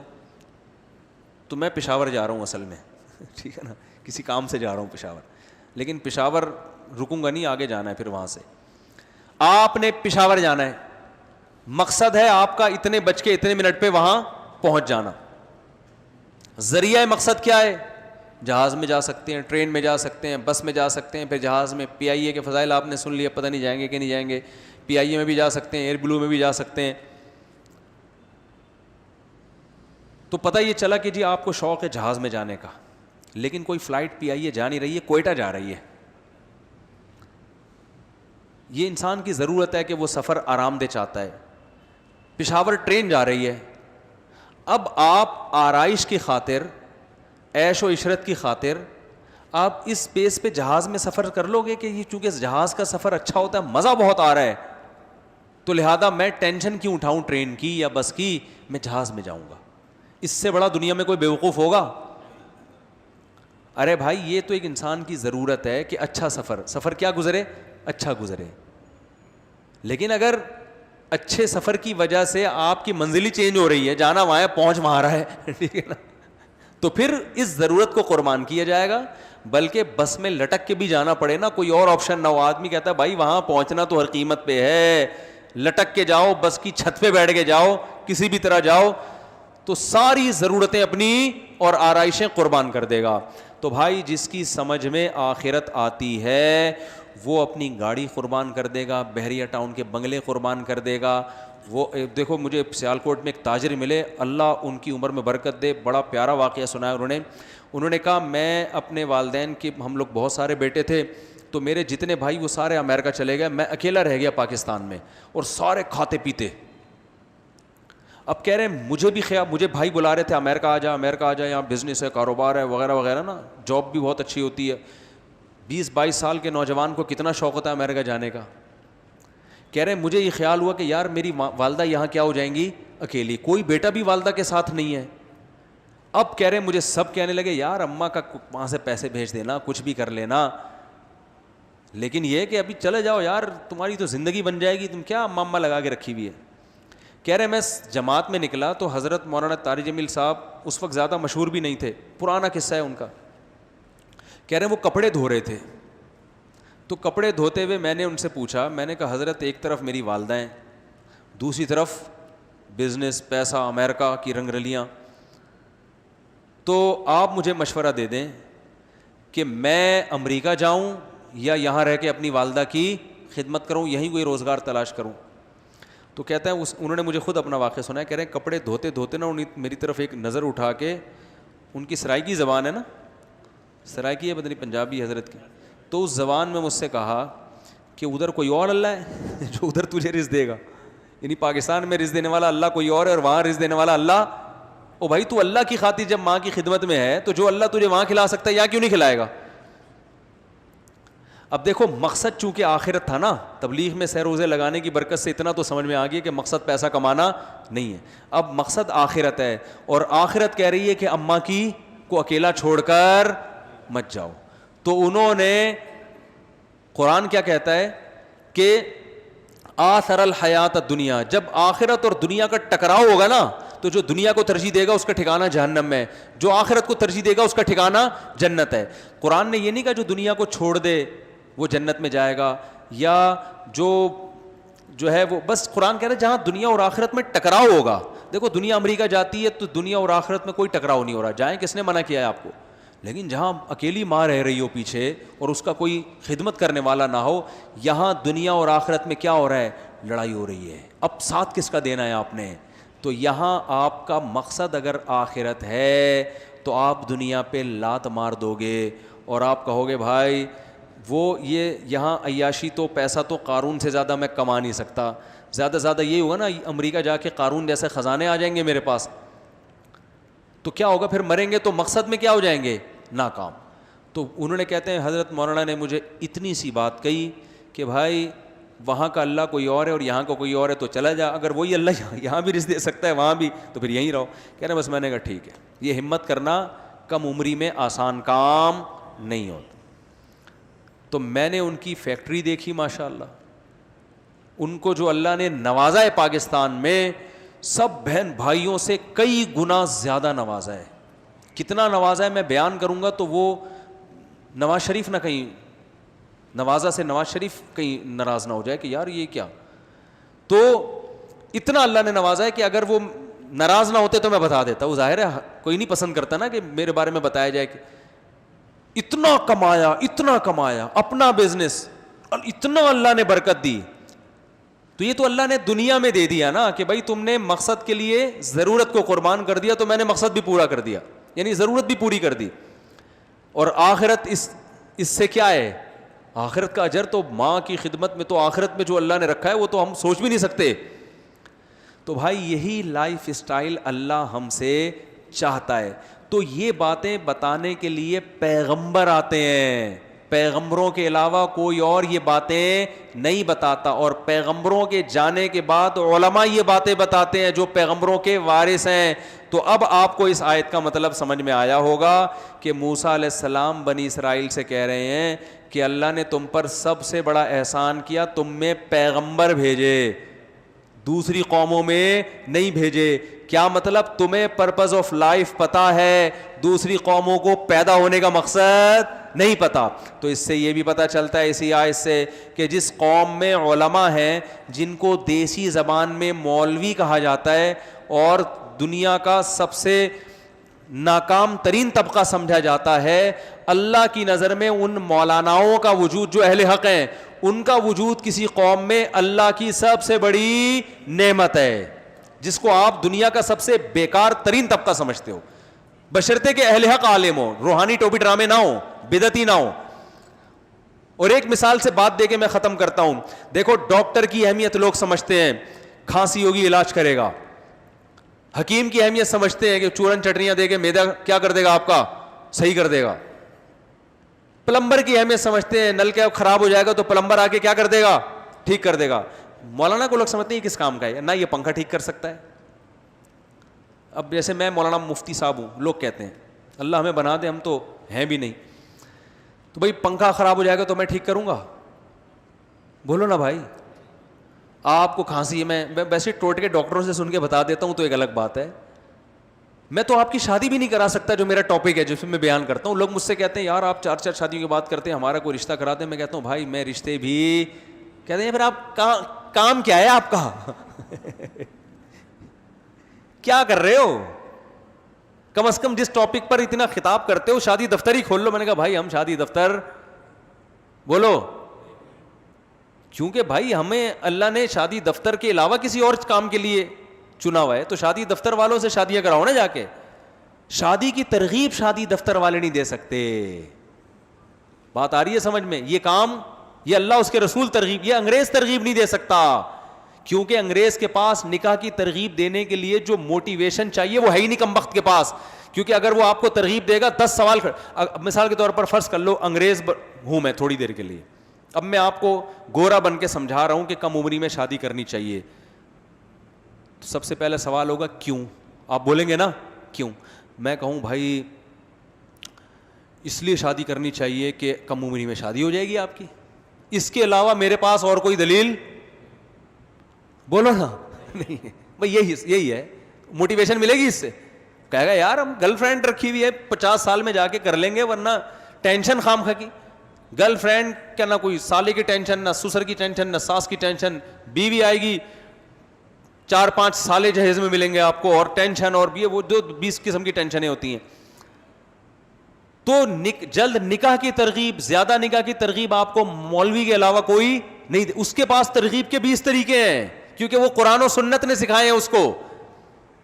تو ہم تو وہ کام کریں گے نا جو ہمیں آتا ہے, جو ہمارے پاس ہے. شادی کرانا تو وہ تو گورا بھی کرا سکتا ہے. آپ گورے کو کچھ ڈالر دو, بولو کسی اچھی مسلمان باپردہ لڑکی سے میری شادی کرا دو. گورا جاپانی کے ذمہ کام لگاؤ گے نا, جیپنیز کے, وہ ایسی بہترین شادی کر کے دکھائیں گے آپ کے یہاں شادی دفتر والے. یہ لوگ فراڈ کر لیں گے آپ کے ساتھ, جاپانی فراڈ نہیں کرے گا آپ کے ساتھ. وہ یہ کام بھی ہم سے زیادہ, ہم اپنی شادی کے لیے گوروں سے رابطہ کر سکتے ہیں. سمجھ میں نہیں آ رہی بات, میرا خیال ہے. تو میرے بھائی لوگ کہتے ہیں مولوی کی معاشرے میں کیا ضرورت ہے, نہ یہ چائے بنانا, یہ نہ کچھ چائے. ہوٹل میں جو بیچارہ پٹھان بیٹھا ہوا ہے چائے تو پلا دیتا ہے نا, اور اتنی بڑی ضرورت پوری کر رہا ہے کہ میں کوئٹہ ہوٹل کے علاوہ چائے کہیں بھی نہیں پیتا. جب ہم کراچی سے باہر نکلتے ہیں تو پتہ چلتا ہے یہ جو ہمارے پٹھان بھائی کوئٹہ ہوٹل کھول کے بیٹھے ہوئے ہیں کتنی بڑی اللہ کی نعمت ہے. یہ والی چائے آپ کو پاکستان میں چائے کے نام پہ مذاق مل رہا ہوتا ہے. کہیں کوئی پھر کڑک سی بنا دے تو آدمی کہتا ہے یار. تو میں تو سوچ رہا ہوں اپنے ساتھ سفر میں 2-3 کراچی سے اچھے سے جو کوئٹہ ہوٹل کے پٹھان ساتھ لے جایا کروں, کہ یار ویسے چائے پینا اچھا کام نہیں ہے, لیکن پیے تو تمیز سے تو پیے نا آدمی. تو یہ بھی ایک ضرورت ہے. لوگ کہتے ہیں یار ہوٹل کا ہونا بھی ضرورت ہے, چائے بنانے والا بھی ہو, کھانا پکانے والا بھی ہو. مولوی کس کام کا؟ تبھی لوگ اپنے بچوں کو مولوی کے علاوہ سب کچھ بناتے ہیں. ڈاکٹر بنائیں گے, ان کو پتا ہے یار اس کی عزت ہوگی, علاج کرے گا. پائلٹ بنائیں گے, ہوائی جہاز لے کے اڑے گا, عزت ہوگی, ملک کا دفاع کرے گا, بہت اچھی ضرورت ہے. ہیئر ڈریسر بنا دیتے ہیں, بال کاٹے گا, پیسے کمائے گا. مولوی بنا کے کیا کرنا ہے, کیا کرے گا یہ؟ تو بھائی, اور جو قرآن کیا کہہ رہا ہے کہ موسیٰ کلیم اللہ جیسے جلیل القدر پیغمبر کی زبان سے اللہ بنی اسرائیل کو یہ کہلوا رہے ہیں کہ تم پر اللہ کا سب سے بڑا احسان, تم میں اللہ نے پیغمبر بھیجے. پیغمبر تو سائنس اور ٹیکنالوجی نہیں جانتے. ضرورت ہے اس ٹیکنالوجی کی, میں اس کا منکر نہیں ہوں, وہ ایک الگ ٹاپک ہے. سب سے بڑی نعمت کسی معاشرے میں اگر اللہ کی طرف سے ہے تو پیغمبر, اور پیغمبر نہ ہو تو ان کے وارثین, کیونکہ وہ آپ کو آپ کی زندگی کا مقصد بھی بتائیں گے دلائل کے ساتھ, اس مقصد تک پہنچنے والی چیزیں بھی بتائیں گے, اور جو چیزیں اس مقصد تک پہنچنے میں رکاوٹیں بنتی ہیں وہ علم بھی صرف علماء کے پاس ہوتا ہے. علماء کے علاوہ یہ علم ڈاکٹروں کے پاس نہیں ہے, انجینئر, پلمبر, چائے بنانے والوں کے پاس, بولو بھائی, نہیں ہے یہ علم. اور یہ انسان کی سب سے بڑی ضرورت ہے, کیونکہ یہ مقصد تک لے جاتی ہے, اور وہ مقاصد تک لے جانے والی نہیں ہے, وہ آپ کی ضرورتیں ہیں. بات آ رہی ہے سمجھ میں کہ نہیں آ رہی ہے؟ ایک آدمی, چلو چھوڑو پھر مثالیں بہت ہو جاتی ہیں. تو اس لیے میرے بھائی اہل حق علماء کی قدر کیا کرو, اور اپنے بچوں کو ٹھیک ہے ڈاکٹر بھی بناؤ, انجینئر بناؤ, ایک آدھ کو مولانا بھی مولوی بھی بنا دیا کرو یار. لیکن مصیبت پتہ ہے کیا ہے؟ اللہ کا نظام پتہ یہ ہے, اللہ کا نظام یہ ہے کہ چونکہ اللہ نے علماء کو پیدا کیا ہے آخرت سکھانے کے لیے. کس کے لیے؟ کہ پرپز آف لائف تمہارا کیا ہے؟ آخرت. تو اس لیے اللہ نے علماء سے اکثر علماء کو غریب رکھا ہے. حکیم الامہ مولانا شریف تھانوی رحمہ اللہ تعالیٰ نے فرمایا کہ لوگ مولوی پہ اعتراض کرتے ہیں یہ بیچارے پھٹے پرانے کپڑے, ان کے پاس ہوتا ہی نہیں ہے کچھ. تو ڈاکٹروں کے پاس پیسہ ہے, انجینئروں کے پاس پیسہ ہے. تنخواہیں دیکھو مدرسے میں استاذوں کی تنخواہ 8-9 ہزار روپے تنخواہیں مدرسے میں ملتی ہیں استاذوں کو. گھر بھی کرائے پہ ملتے ہیں, ریٹائرمنٹ پہ ایک دھیلا بھی نہیں ملتا. ریٹائرمنٹ پہ کسی مدرسے میں, اور ریٹائرمنٹ کا ٹائم بھی نہیں ہے. جب محتمم صاحب کا میٹر شارٹ ہوا استاذ کو نکال دیا. کچھ کوئی یہ درس نظامی کا سرٹیفکیٹ زاولک نے کچھ ایم اے کے برابر قرار دیا تھا, صرف لکھنے کی حد تک ہے. ورنہ یہ درس نظامی کا سرٹیفکیٹ لے جاؤ, کہیں چپڑاسی کی جاب بھی آپ کو بولو نا نہیں ملے گی, رشتہ نہیں دے گا کوئی. آپ شادی کرنے جاؤ ذرا, آپ بولو بھائی میں آپ کی بیٹی سے شادی کرنا چاہتا ہوں, وہ کہ آپ کے پاس کیا کیا سندیں ہیں؟ آپ نے کہا میرے پاس پیغمبر کے وارث ہونے کی سند. آپ خوش ہو گئے نا, میرے پاس تو سب سے پاورفل سند ہے. آپ پیغمبر کے وارث ہونے کی سند, جی وفاق المدارس کی سند ہے.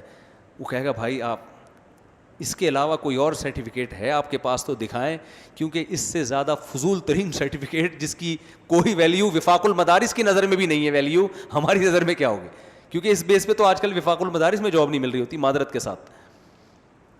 یہ کوئی اس کی ویلیو نہیں ہے. وہ بیچاروں نے ایک سرٹیفکیٹ رکھا ہے کہ چلو کہ لوگوں کو یقین آ جائے مولانا ہے بس.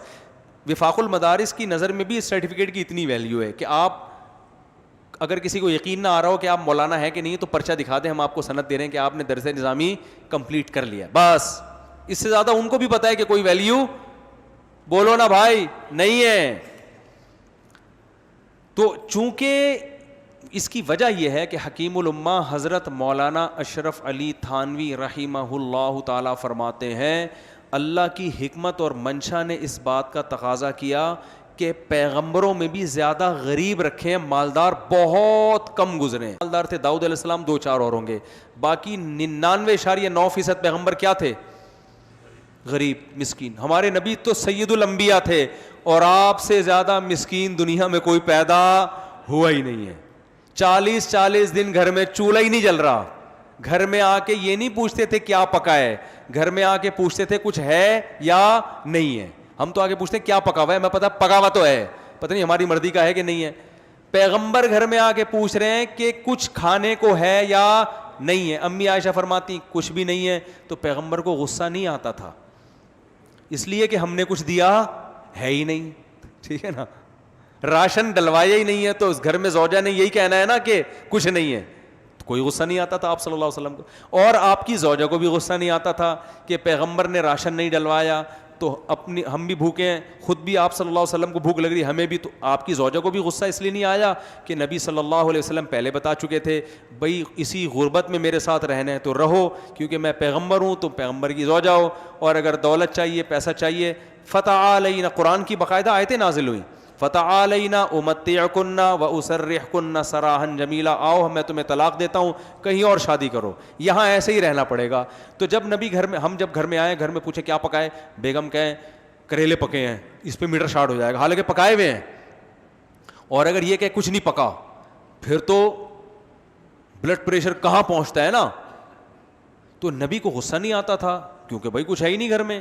تو آپ پوچھتے تھے کچھ ہے, فرمایا نہیں ہے, فرمایا چلو پھر ہم نے روزے کی نیت کر لی. جب شام تک بھوکا ہی رہنا ہے تو روزے کا ثواب کیوں ضائع کریں بھائی, نیت کر کے کیا کر لیتے تھے, روزہ رکھا کرتے. بہت سے روزے نبی نے اس لیے رکھے ہیں کہ کھانے کو کچھ ویسا ہی نہیں ہے, تو نیت کر کے ثواب کیوں ضائع کرے بھائی, نیت نہ کر کے. تو کسی کو اللہ نے دے دیا. تو اسی طرح حکیم الامہ نے لکھا ہے کہ علماء کی اکثریت اللہ نے کیا بنائی ہے, ہمیشہ سے غریب. تو علماء کی غربت کو دیکھ کر ان پہ ترس مت کھایا کرو, اس لیے کہ جب ان کا وجود آپ کے اندر اللہ کی سب سے بڑی نعمت ہے, تو یہ خود کتنی بڑی نعمت ہوں گے. آپ کہہ سکتے ہو ہم تو ویسے بھی ترس نہیں کھاتے, کیونکہ اسٹائل سے لوگوں کو یہی لگتا ہے کہ غریب علماء کو دیکھ کے ویسے بھی ترس. بولو نا بھائی, اگر ترس آ رہا ہوتا تو پیسے دے دیتے نا ان کو. کیا خیال, مجھے نہ دے, میں غریب نہیں ہوں. تو کچھ علماء ہوتے ہیں جن کو اللہ نے بہت پیسہ دیا, لیکن وہ جیسے پیغمبروں میں دولت والے پیغمبروں کا ریشو بہت کم ہے, ایسے ہی اہل حق علماء میں مالدار علماء کا ریشو بہت کم ہے. وہ بھی صحیح ہوتے ہیں لیکن بہت کم رکھا ہے اللہ نے, تاکہ ایسا نہ ہو کہ غربت ایک چھاپ بن جائے ان کے لیے. لیکن علماء اکثر کیا ہوں گے, غریب. اب آپ جو اپنے بچوں کو عالم نہیں بناتے, اسی لیے نہیں بناتے, آپ کو پتہ ہے غریب کا غریب ہی رہے گا قیامت تک, اسی وجہ سے نہیں بناتے نا. تو بھائی دیکھو غریب رہے گا, لیکن اللہ کی نظر میں اس سے اونچا مقام کسی کا نہیں, کیونکہ اس کے پاس جو گر ہے, جو فن ہے, وہ جاپان کے سائنسدانوں کے پاس بھی وہ فن اور وہ گر نہیں ہے. ہم جب مدرسے میں آئے تھے, میں تو اللہ کا شکر ہے میری مالی حالت بہت اچھی ہے, لیکن جب میں مدرسے میں آیا تھا تو ہمارے سامنے کوئی فیوچر نہیں تھا. مجھے تو یہ پتا تھا کہ میں بائک بھی نہیں خرید سکتا, وہ تو میں نے گاڑی بھی لے لی اللہ کے فضل سے, لیکن جو فیوچر تھا ہمارا وہ تو بڑا دنیا کے لحاظ سے تاریک تھا. ہم جب آئے تھے تو ہمیں سب سے پہلے تانے ملتے تھے کہ کھاؤ گے کہاں سے, تو ہمارے حضرت سے ہم پوچھتے تھے, حضرت لوگ پوچھتے ہیں کھاؤ گے کہاں سے, حضرت فرمائے بولے منہ سے کھاؤں گا, بس وہ ٹہلانے کے لیے, ٹرکھانے کے لیے. پھر حضرت فرمائے چھوڑ دو یہ فکر, چھوڑ دو کھانے پینے کی, اللہ تعالیٰ جو ضرورتیں وہ پوری کر دے گا. اور پھر ہم جب مدرسے سے فارغ ہوئے تو 4000 میرا وظیفہ پہلی تنخواہ تھی, وہ بھی مجھے توقع نہیں تھی, اور وہ تنخواہ میری 4000 تھی 2001 میں. تو میں سمجھتا تھا میں بحریہ ٹاؤن کا کیا بن گیا ہوں مالک, کیونکہ ہمیں تو اس کی بھی توقع نہیں تھی, کشتیاں ہی جلا کے آئے ہیں, تو اب 4000 بھی مل رہے ہیں تو بڑی بات ہے بھائی. کیونکہ ہم دیکھتے تھے دورہ سے فارغ ہونے والے طلبہ وہ بیچارے دھکے کھا رہے ہوتے تھے, ان کو 4000 میں بھی کہیں تدریس نہیں مل رہی ہوتی, ہمیں تو 4000 مل رہے ہیں. بات نہیں آ رہی میرے خیال ہے سمجھ میں. اب ایسا نہ ہو آپ مجھے زکوٰۃ دینا شروع کر دیں, اس وقت تھے اب نہیں, اب تو اللہ کا دیا بہت کچھ ہے الحمدللہ. آپ کہہ رہے ہیں پھر بتا کیوں نہیں رہے کیا ہے, تو میں نہیں بتاؤں گا. حلال ہے, حرام نہیں ہے, اور ہدیوں کا نہیں ہے. لوگ کہتے ہیں اچھا وہ لوگوں نے ہدیے ودیے دے دیے ہوں گے, ایسا بھی نہیں ہے. ہدیے دیتے ہیں لوگ, لیکن اتنا ایسا نہیں ہوتا کہ گھر چلنا شروع ہو جائیں ہدیوں سے. گھر کے لیے تو پراپر آمدن چاہیے نا, تو وہ ہے وہ کیا ہے, چھوڑو آپ نے کیا کرنا ہے, آپ تجسس لگا بھائی کیا ہے. تو خیر آپ کو کیا بھائی ہماری ذاتی زندگی سے, لیکن اپنا ہے الحمدللہ. اچھا خیر, تو میں یس کر رہا تھا, دیکھو غیب سے اللہ رزق کا انتظام پیدا کرتا ہے, تو اپنے بچوں میں سے کسی ایک کو عالم بھی بنا دیا کرو, مولوی بھی بناؤ, اور اس کو سکھا دو بیٹا تو دنیا کے لیے نہیں ہے, وقف ہے آخرت کے لیے. اور پھر رزق دروازے توڑ کے آئے گا, میں بتا رہا ہوں آپ کو, ایسا آئے گا کہ بھاگو گے اور رزق پیچھا کرے گا. سمجھ رہے ہو نا, رزق پیچھا کرے گا, بھاگو گے, ایسا اللہ رزق دے گا. کیونکہ جو مشن تھا نا, دیکھو کمپنی دیکھتی ہے جو بندہ کام کا ہے اس کو کمپنی چھوڑتی ہے. ارے یار کمپنی, دیکھو میں ایک واقعہ سنا کے بات ختم کرتا ہوں, کیا کریں واقعے کے بغیر کھوپڑی میں بات بیٹھتی نہیں. ہمارے ایک دوست تھے دبئی میں, جاب ملی ان کو, انٹرویو میں ناکام کر دیا ان کو, حالانکہ بہت ایجوکیٹڈ آدمی اور اس کمپنی کے لحاظ سے انتہائی سوٹیبل. جاب اس لیے مسترد کر دیا کہ ان کی داڑھی تھی, کیونکہ پاکستانی کو بٹھایا ہوا تھا گورے نے کمپنی میں نا انٹرویو لینے کے لیے, اس نے داڑھی دیکھ کے بھائی یہ مولانا ٹائپ کے لوگ نہیں چلیں گے. کہیں گورے کا وزٹ ہوا جو کمپنی کا اونر تھا, اس نے جب ان کے ڈاکومنٹ دیکھے اس نے بولا یار یہ بندہ تو بڑا قابل ہے, تو اس کو تم نے فیل کیوں کیا. انہوں نے کہا سر یہ ذرا ملا ٹائپ کا آدمی ہے, داڑھی واڑی ہے اس کی.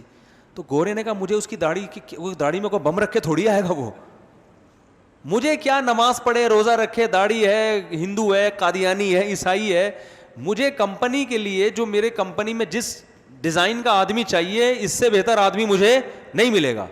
گورے نے اس بندے کو کال کی, اس کو اسپیشل ٹکٹ دے کے بلایا اور انٹرویو اس سے خود لیا.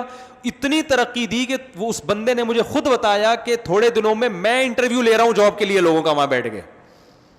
نہیں آ رہی بات. تو عقل مند آدمی یہ دیکھتا ہے کہ جس مقصد کے لیے اس کو بھیجا یہ پورا کر رہا ہے, تو اس کی ضرورتیں میرے کمپنی یہ جب خیال کرتی ہے تو اللہ نہیں کرے گا خیال. اللہ کو پتا ہے پیغمبروں کا دروازہ کیا ہو گیا بند, اب علماء ہی ہیں جو پیغمبروں کے کام کو سنبھالیں گے. تو اللہ دیکھتے ہیں جو مولوی اللہ کے کام میں لگ گیا ہے, تو پھر اللہ کہتے ہیں اب 4 شادیاں بھی میں کراؤں گا تیری. میں اپنے اوپر یہ خدا نخواستہ مثال نہیں دے رہا, میری تو ویسے بھی 3 ہیں, اور ضروری نہیں ہے کہ اس لیے کرائیوں کہ میں دین کے کام میں لگا ہوا ہوں. اتنے بڑے دعوے کرنا تو بڑا خطرناک ہے, ہم تو نالائق لوگ ہیں, وہ تو آخرت میں پتہ چلے گا. لیکن اگر میں آپ کو بتاؤں آپ کی شادی نہیں ہو رہی ہے نا, آپ مولوی بن جاؤ. ٹھیک ہے, اس نیت سے نہیں کہ شادی ہو جائے, اللہ کے کام میں لگ جاؤ. لوگوں کی ایک ہوتی ہے, اللہ آپ کی کتنی کروائے گا؟ 4. اللہ کہتے تو کام کو فوکس کر, شادیوں کی فکر چھوڑ دے, کام میں لگا ہوا ہے اس کو چھوڑ دے. اگر رزق کی تنگی ہوگی اس کی وجہ سے کام میں نقصان ہو رہا ہے, اللہ کہے گا کام کو فوکس کر, پٹھان ہوٹل کے پراٹھے تجھے میں کھلاؤں گا اور تیرے ہضم بھی کروا دوں گا میں. تو میرے بھائی جب کمپنی اس کا خیال کرتی ہے کہ جو بندہ اس کے مقصد میں لگا ہوا ہے, کمپنی کہتی ہے اس بندے کو نہیں چھوڑنا, ہم نے اس کی ساری ضرورتیں پوری کریں تاکہ کام کو فوکس کرے. تو مولوی کو اللہ کیسے چھوڑ سکتے ہیں یار کہ وہ کام میں اللہ کے لگا ہوا ہے, اور اللہ کہے یار تجھے, اللہ کہے کہ تو کام میں لگ رہا ہے, تیری ضرورتیں کون پوری کرے گا؟ تجھے شادی کی ضرورت ہے وہ میں پوری کروں گا, تجھے کھانے کی ضرورت ہے وہ میں پوری کروں گا, تجھے گاڑی چاہیے وہ میں پوری کروں گا, تو کام میں لگے. تو کام میں لگ جاؤ. اور میں نے دیکھا ہے جو علماء کام میں لگے ہیں ان کے لیے گاڑی بنگلہ ان کی ویلیو مٹی کے برابر نہیں ہوتی, سمجھ رہے ہیں نا, ان کی کوئی ویلیو نہیں ہوتی. ان کو ایسا اللہ نے ویژن دیا ہوتا ہے, اتنی بلند سوچ دی ہوتی ہے, یہ چیزیں ان کے دائم ہے. یہ جو علماء لینڈ کروزر میں اور بڑی بڑی گاڑیوں میں گھوم رہے ہیں نا, لوگ کہتے ہیں بڑی عیاشی, ان کے لیے اس لینڈ کروزر کی کوئی ویلیو نہیں ہے. اس کی سب سے بڑی دلیل ہے ان کی لینڈ کروزر چھن جائے نا, ان کو کوئی رونا نہیں آتا, کچھ غم نہیں ہوتا ان کو. دیکھو آپ کے دل میں کس چیز کی کتنی محبت ہے, اس سے نہیں پتہ چلتا کہ آپ اس کو استعمال کر رہے ہو, اس سے پتہ چلتا ہے کہ جب چھن جاتی ہے تو غم کتنا ہوتا ہے. علماء کے پاس گاڑیاں بھی ہو سکتی ہیں, بنگلے بھی ہو سکتے ہیں, لگژری لائف اسٹائل بھی ہو سکتا ہے, مگر اس اسٹائل سے انہیں عشق نہیں ہوتا. ان سے اگر یہ چیزیں چھن جائیں تو انہیں وہ غم نہیں ہوتا جو دنیا دار کو ہوتا ہے. اس سے پتہ چلتا ہے کہ علماء یہ چیزیں استعمال تو کرتے ہیں مگر ان چیزوں کو دل میں جگہ نہیں دیتے. تو اللہ کا ہر مسلمان سے یہ مطالبہ ہے کہ چیزیں استعمال کرو, ان سے محبت مت کرو, یہ مقصد نہیں ہے. اب بھی بات سمجھ میں نہیں آئی تو بھائی پھر رینجرز, پولیس اور حکومت امریکہ کوئی بھی دنیا کی طاقت نہیں سمجھا سکتی. پھر مرنے کے بعد سمجھ میں آئے گا. ان کا انتقال ہوا نا, جنہوں نے یہ کہا تھا کہ میں نہیں بتاؤں گا, ٹھیک ہے نا, تو لوگوں نے کہا کہ اب تو آپ کو بتانا پڑے گا, ٹھیک ہے نا. اور یہ ہے کہ میں خدا نخواستہ کسی کا مذاق نہیں اڑا رہا, کسی کے دنیا سے جانے کے بعد تو ویسے بھی اس کا مذاق نہیں اڑانا چاہیے. میں ایک مثال دے رہا ہوں کہ مرنے کے بعد سمجھ میں آ جائے گا. تو اللہ کرے میری بھی دنیا میں سمجھ میں آ جائے. میں جو باتیں آپ سے کہہ رہا ہوں میں سب سے پہلے خود اس کا محتاج ہوں. بات کرنا الگ چیز ہوتی ہے, بات تو کرنا آسان ہے, میں بھی کر رہا ہوں. دیکھو سگریٹ کے فضائل ہر سگریٹ کے ڈبے پہ لکھا ہوتا ہے, سگریٹ پینا صحت کے لیے نقصان دہ, ہر ڈاکٹر کہہ رہا ہوتا ہے لیکن خود بھی پی رہا ہوتا ہے.